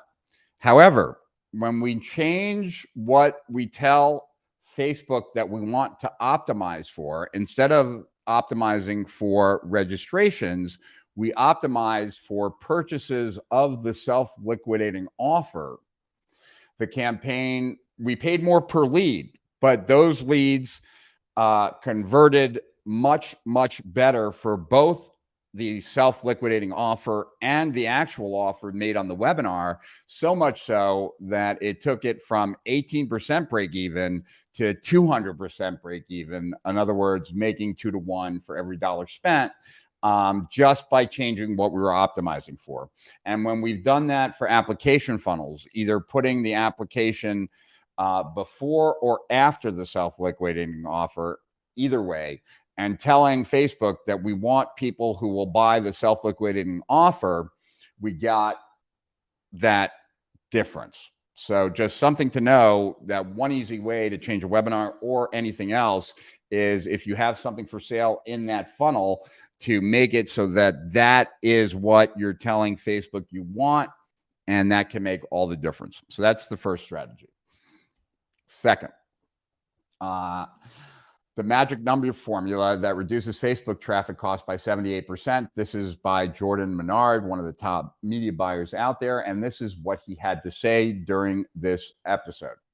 Most media buyers believe that in order to get the best customers in the market, it's a function of their ad set or campaign, that they need to target expensive lookalikes, etc. And Jordan was saying that his experience is that it's not that, right?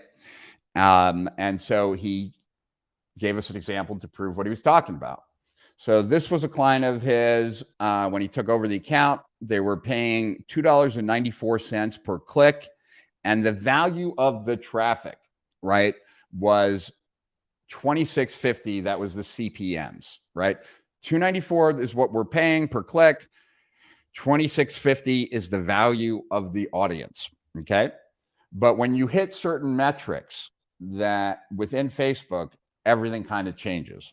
So and those are the magic numbers. So here they are. And none of these are in the default reporting, but they are captured. And so you can add to your Facebook home, your reporting screen, these stats to have them be on your default page. All right. So it's the percent that stops scrolling, right? And you have to get over 40%. Engagement in the ad in any way, 5%. That means they clicked like or dislike or some emoticon, or they commented, or they clicked on something, but not necessarily an outbound click. But they engaged with the ad in some way, shape, or form, and then a unique outbound click of 3% or higher. Now, when you hit those three metrics, right, everything changes. So much so, here's what the account looks like when we hit those three metrics. We took it down from $2.70, or Jordan took it down from $2.79, right, all the way down. Was it $2.97 or was it even more? $2.94, sorry, to 63 cents. So it went from $2.94 per click down to 63 cents per click. That's a drop of 78%. And at the same time, though, it's a more expensive audience. So the audience was like $26. Now, CPM, this audience is $32.35 CPM. So amazing difference. And primarily, it's like if your ad is getting good engagement and people are stopping to look at it, then Facebook is going to show it to better and better people in your market because it's worth showing because of the way people are interacting with it. Hopefully that makes sense. Let's go to number 3. This is like, I would assume for most of you, this is probably going to be beyond the scope of everything else. I think that I'm sharing here is something that can be easily done. Doesn't require a lot of manpower, etc. What I'm going to share here does. So I'm just going to talk about it really briefly because I believe that it's not necessarily what most of you would do, but understanding it might help you. And that is that we all have a reputation with every email service provider. And when your company sends out an email, whether it gets landed in the inbox or whether it goes into the promotion tab or even worse, spam, has a lot more to do with your reputation than anything else. And so Fernando Cruz, who gave this strategy, he's a fellow marketer was a fellow marketer at Agora. We sold off a division of Agora, Stansberry Research, of which Legacy, which was the division that Fernando ran, was part of Stansberry. We sold it for $3 billion to a public SPAC called MarketWise about 2 years ago. And so Fernando now works with MarketWise, but prior to then, he was an Agora employee like me. And so he helped grow, or he was really the driving force behind Legacy going from $100 million a year to $400 million a year. And he credits this strategy as being one of the primary mechanisms that really allowed him to 4x the business from 100 million to 400 million. And what it is it's segmenting people based on whether they have clicked on anything in a certain period of time. So the first segment is they've clicked on something within the last 15 days. The second segment is they've clicked on something between 16 and 30 days. The third segment is they've clicked on something between 31 and 45 days, 46 and 60 days, 60 to 120 days, to lastly, never opened. Now, that first segment that's getting daily, they might get 3 emails a day.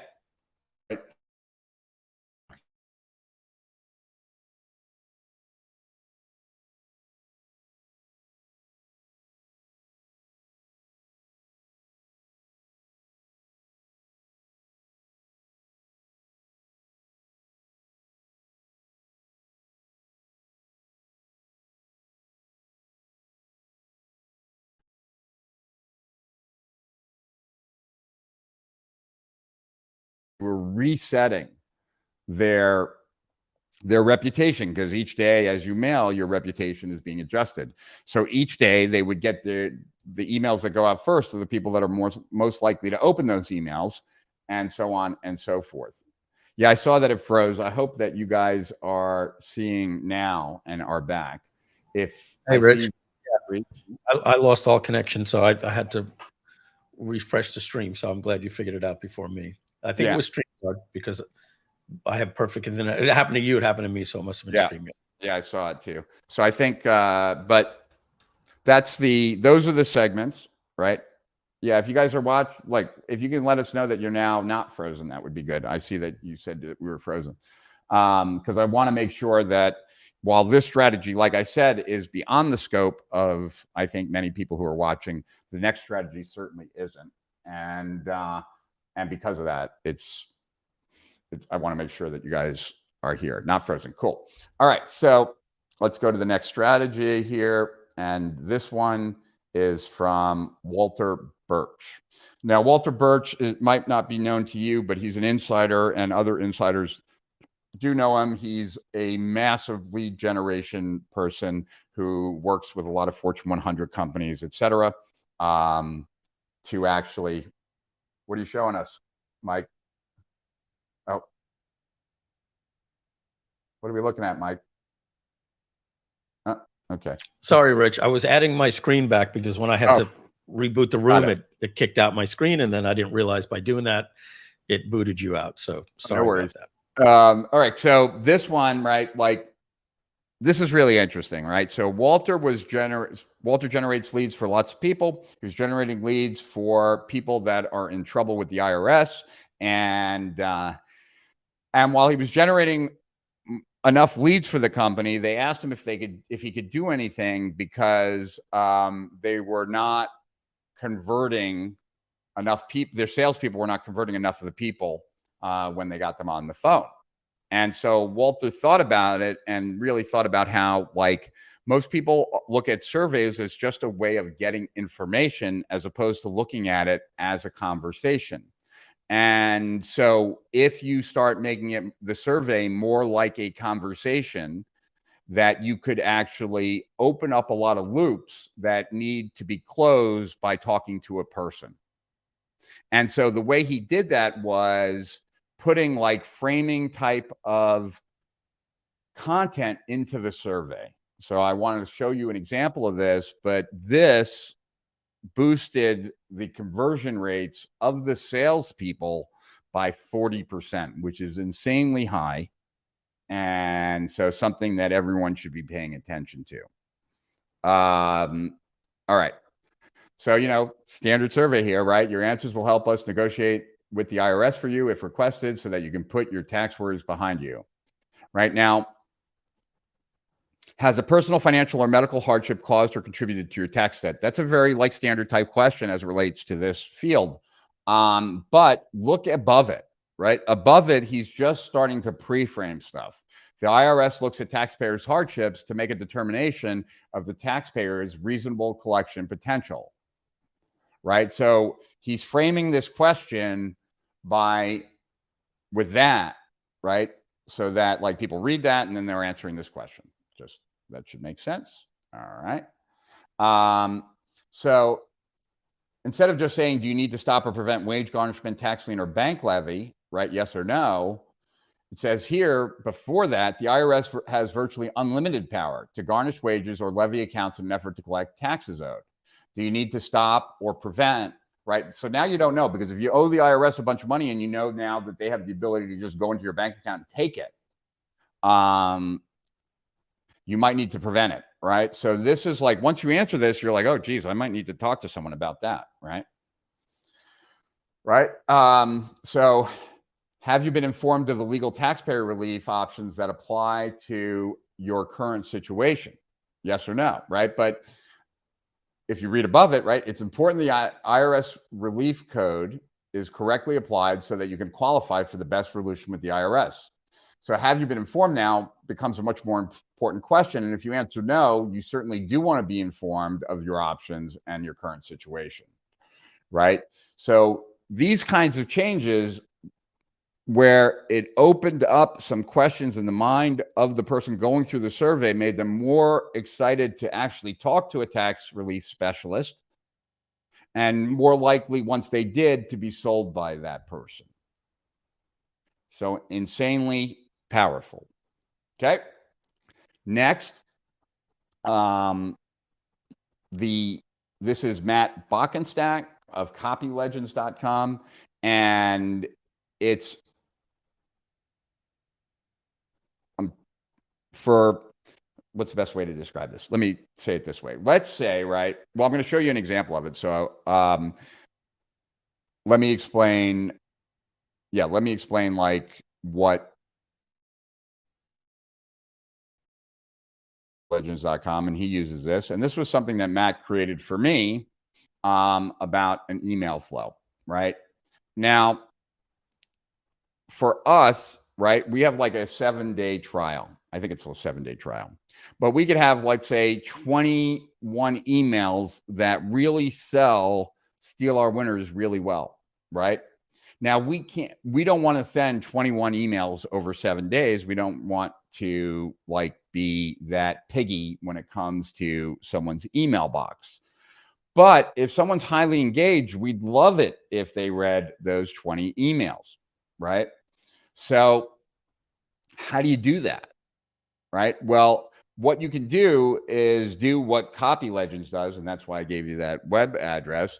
But here's like, if we dive into what I just showed you a little bit deeper, you'll see that like email number 1 happens, right? That's what you're seeing all the way on the left-hand side, right? 4 hours later, it says delay 4 hours, they get another email from me that gives them a bonus and tells them if they reply, I'll send them another bonus. So you see that if they reply yes, then they get another bonus. Them sending an email to me makes it more likely that my emails will get inboxed. So that's why we do that. If they don't send an email back, they don't get the second bonus. Now, when they click on that first email, right, they then, or 24 hours later, they will get a email number 2. Now, email number 2 will take them to a bridge page. When they go to that bridge page, if they click the link on email 2 and go to that bridge page, it automatically then sends them email number 3 when they're on that page, right? And when they get to the bottom of that page, it tells them that another email is waiting in their email box, right? So then they're going to email 3. And if they click on that email and go to the page, another email is sitting in their email box. The idea is that it, like, both Mike and I were fans of Gary Halbert, and Gary Halbert used to talk about porcupines in heat, that, a porcupine only goes into heat once a year. And when that porcupine is in heat, they are most likely like a hyper-responsive customer. They're in buying mode, right? And so when someone is engaged in your material, you don't want it to stop if they will continue to go.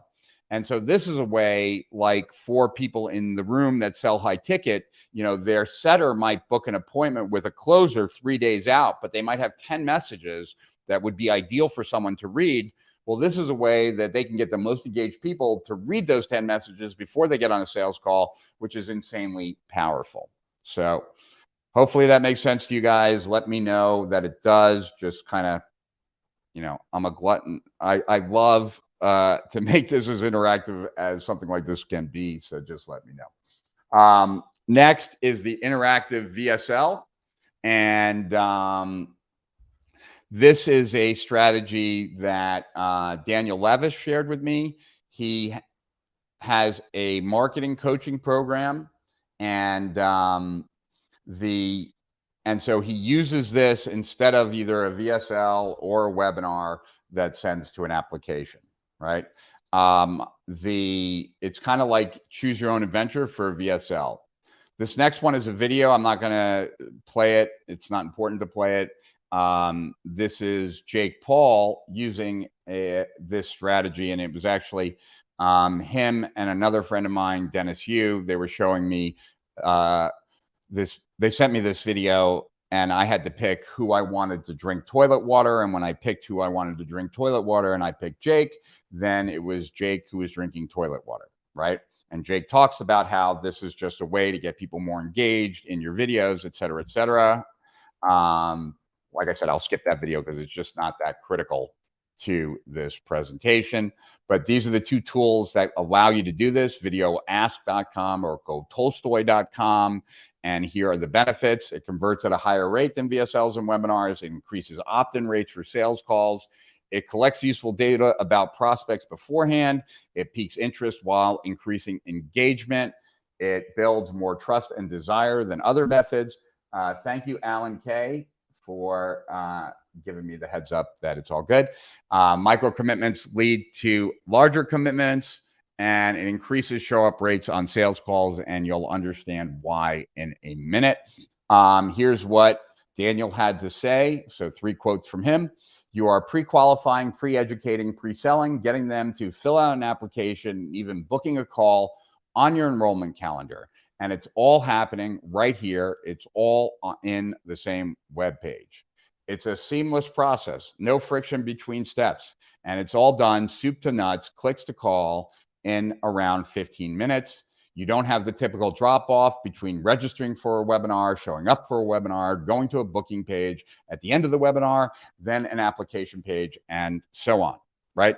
So the way this is done, right, is that Daniel asked 3 questions during the actual VSL, like this video sales letter, right?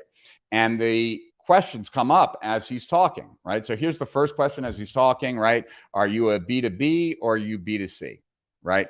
So that's question number 1, B2B, B2C.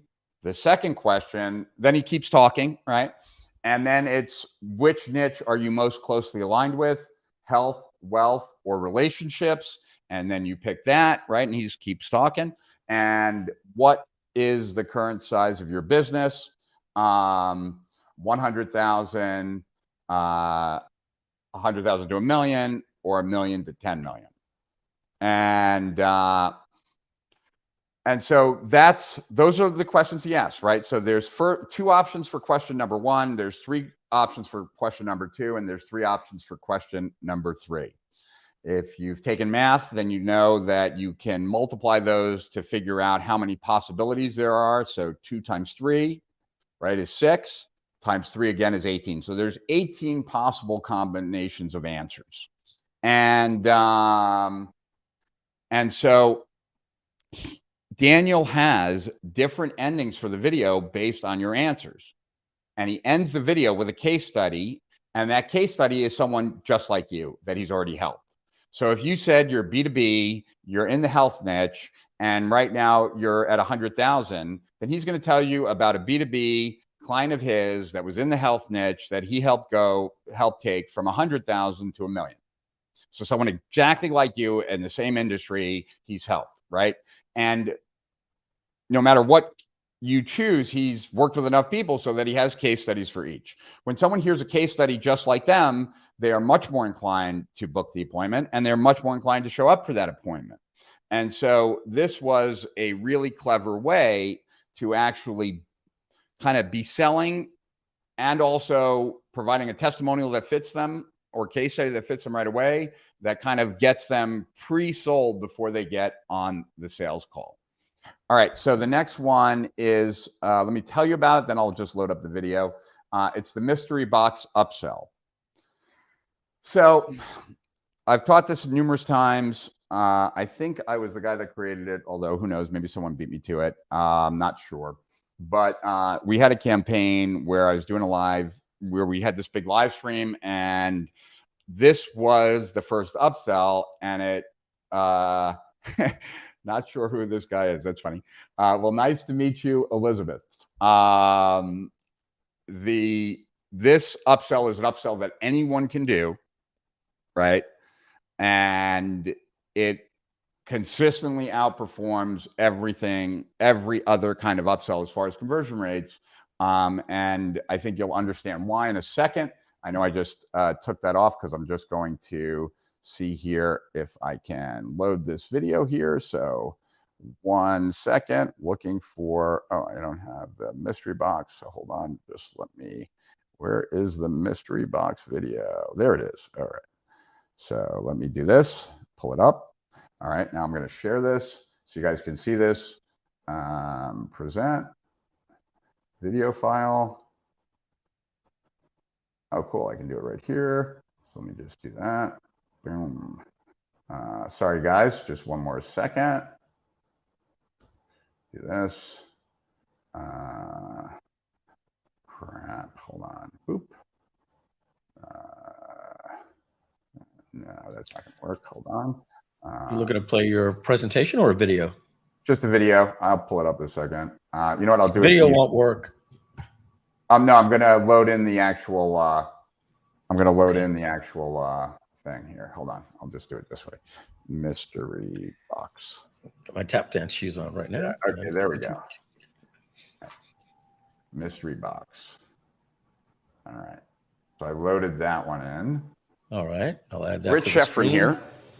And I have this that I want to tell you about. But before I tell you about this box with a question mark on it, you can see that there's a flurry of activity behind me. And I'm going to tell you why there's a flurry of activity behind me and why this box has a question mark.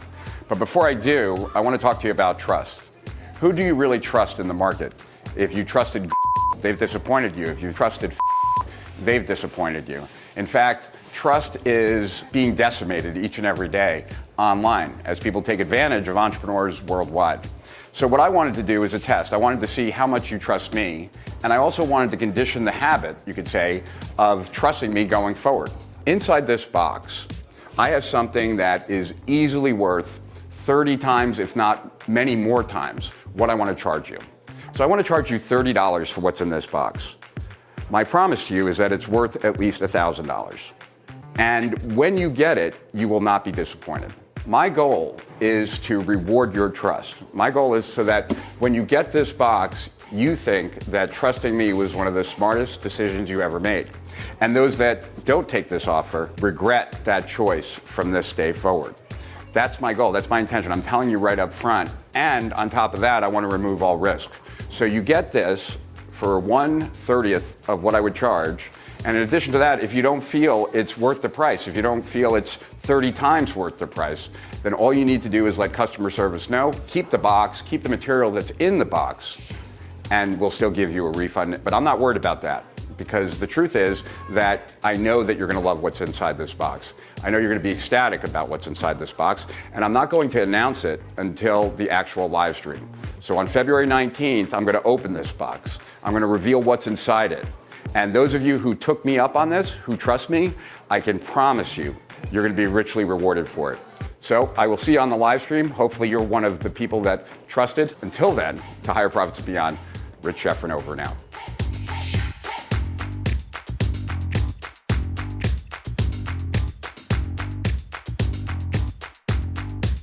All right. So next is the last one. So there we go. All right. So now we can go back to my other screen, Mike. Cool. So that's the mystery box. Look, if someone's already come in and bought something, or they've opted in, but even better if they've bought something, they already trust you. So this is kind of a stupid question. And if you think about it, right, I'm offering them a box. I'm saying it's worth at least $1,000. I'm charging them $30. If they disagree, they get to keep everything in the box and get a refund within 90 days. So there's really no reason for someone to say no to this. And if you over deliver, then you've gotten people to trust you. You've confirmed their trust. And I can tell you that the people that took this became some of our best buyers, a better performing list. So we made a bunch of money. It was the difference between being able to advertise this or not, because that extra $24, which is basically what it was per person that came through this funnel, was the difference between advertising and making a little bit of money or advertising and losing money. And when you can advertise and make a little bit of money, that means you can just keep the advertising running and like scale to the moon, right? And so this allowed us to do that. So I got one more, and I'm going to do one more video. And this one is a social proof video that I included. There's no steal our winner strategy on it, but it's something that I've used numerous times. And this one was used when we did this live stream, because I had been kind of semi-retired for a while, like, you know, anyone who got online, maybe like Elizabeth, who didn't know who I was, like from 2000 to 17, if you got online, you probably never heard of me. But if you were active before 2012, you probably did hear of me. And so when I got back in the game in 2019, it was good to have like something so that people would know who I was. And so one of the things that we did, and this is something that anyone could do, we did it in like a matter of a couple of days. People on my team reached out to a bunch of my old clients, asked them if they could do like a 20-minute to 30-minute Zoom call, and with them, asked them some questions. They did. And then they took all of their answers and they combined them into this video that's about a little under, it's under 3 minutes. But now you might say, well, you know, I've got testimonials. I don't need that. And that might be true, but I have tons of testimonials, right? I have that $1 billion testimonial. I literally have hundreds of multi-million-dollar testimonials. But, you know, testimonials are one thing. Like telling a story using your client's words is a whole nother thing. And so what this is that. And so while I'm still talking to you, I am just going to get this other video up real quick. But now that I've mastered this, I think I can do it faster. So that's cool. Let me just go back. And I also got it, Rich, as well. Is that this video right here? Wait, one that looks I have like it that? right here. Okay. Yeah, but I've sped it up a little bit, so you might. Oh, you have it Okay. from what I sent. Oh, okay, yeah. So use that one. That's perfect. Okay, I'll play it right now. I'll get rid of us, and I'll go full screen.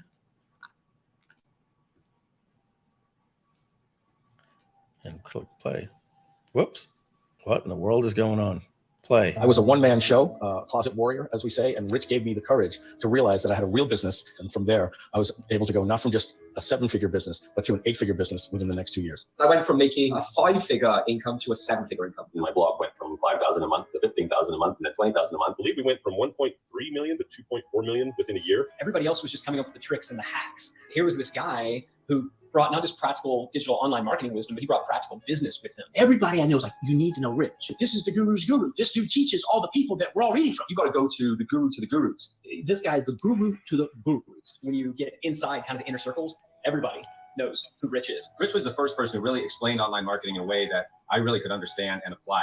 It was like the light came on in a dark room and I saw, oh, there's a whole layer to running a business I'd never thought about. More money started coming in. Then all of a sudden I'm producing products and coaching programs and building an audience that needs what I am good at. But I want to say this, that it's been about more than just the money. I feel like in many ways he gave me my life back. Besides being a guy who thinks strategically and thinks in terms of solution, Rich is a good guy. It was freedom. That's the easiest way I could put it. It was freedom. A sense of freedom, a sense of hope and future, where I could see a path to get to where I wanted to go that I wasn't going to get to on my own. Someone like Rich can really put worth in you that you're not seeing. Confidence.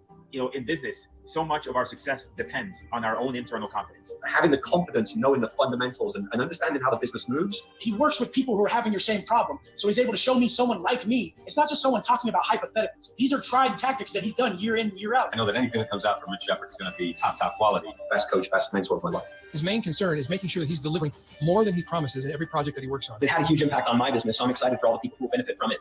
I think that you will get just some immense value from working with him. Even better than he seems, which is rare on the internet. So so that's like a short video. That's a video that anyone, like all we did was Zoom calls and then had them edited. But if you sell any kind of coaching or anything that really anything that would benefit from like kind of showing results, but doing it in a way where it's creating more of an engaging video about like the benefit of the benefit and really kind of what it feels like to work with you. This is insanely powerful. I can tell you that like one of all the strategies I shared, I wouldn't be surprised if most of the 8-figure business owners that were in the room, the first thing they did was this one.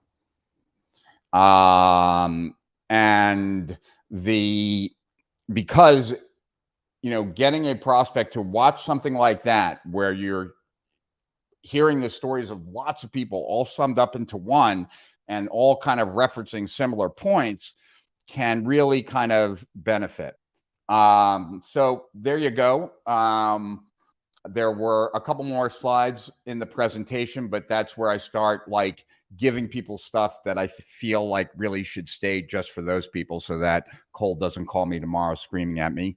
But I'm happy to answer any questions and chill. And for a few, I think I might be late for another call, but I can tell them I will. If you want, or you can kick me out, Mike. Either way, I'm happy to hang or not. We go till 3, so we're about 20 minutes over. So, but that's okay. We scheduled till 3, but we had so if a couple of questions come in, we'll certainly answer them. And Donna, just so you know, I think I realized what was going on.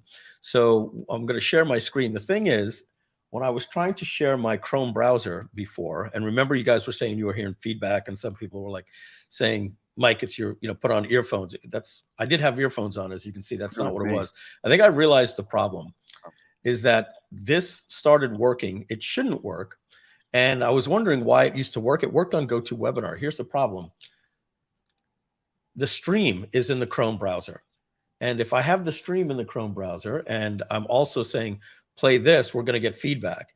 And I think it has some type of technology in there. Remember, Donna, you said the other day, you heard it at the beginning. We couldn't figure out what it was. It was playing the stream in the browser, and then the stream is doing a noise cancellation of its own sound. Sometimes it goes through, sometimes it don't. So GoToWebinar, it worked. And that's why I was like, it worked on GoToWebinar the other day.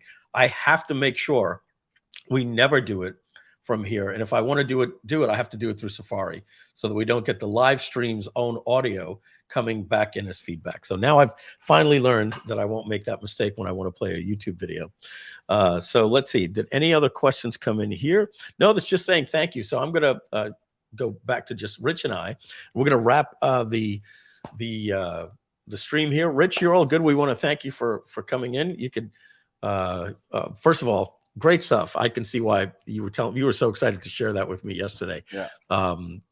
I think we're only doing about half of those things, and then it makes me feel like, wow, back to the drawing board. I really like the Daniel Levis Pick Your Own Adventure, VSL. Obviously, it takes a lot of work. I think it's something that you would want to institute once you have a VSL working and you've proven that it worked, and then you're like, okay, what would happen if I really target the VSL for different people? And I'll give an example. Let's say you were a life insurance before you even do that, Mike, before you do that, let me just share like one thing there. Because like Daniel didn't share this, but this is something that I had thought about a lot a long time ago. Like, because when YouTube first started doing in-stream ads, I went to my tech guy, Artie, and I'm like, can we do that? And he was like, yeah, we could do that. And I'm like, could we do it where people ask questions and it's kind of seamless, like what Daniel Levis's process is? And he's like, yeah, we could do that. Like, and my thought was I was going to do that on a webinar, and I was going to actually ask people questions, and then I would kind of, there'd be different versions of the webinar based on how people answered the questions.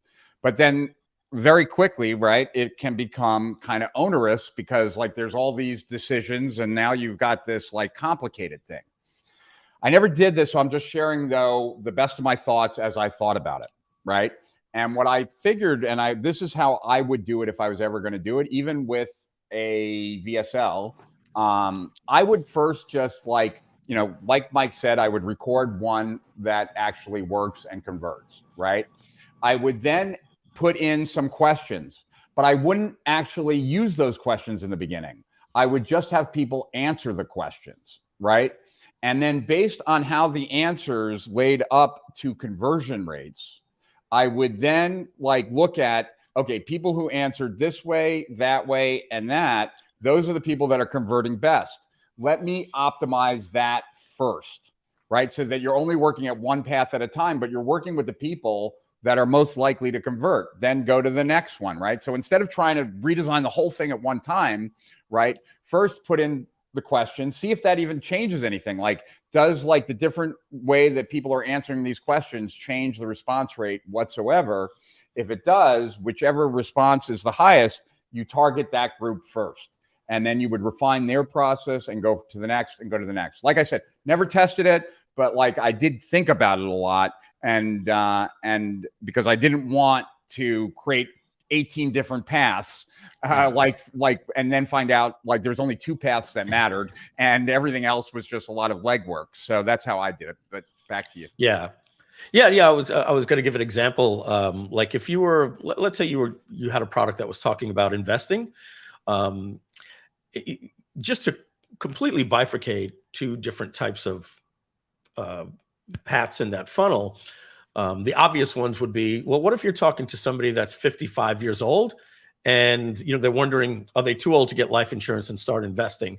Is completely different than if you were talking to an 18-year-old or a 21-year-old or a college student that has their entire life in front of them, right? So you don't really need a presentation talking about the fact of compounding interest when you're, why it's so important to start investing when you're young, to a person that's 55 years old. They're going to be watching this point going, I know you're making me feel like crap for not doing this when I was young, right? So you would have a presentation for that person basically saying it's never too late to start investing, and you could split it that way. That's just an example.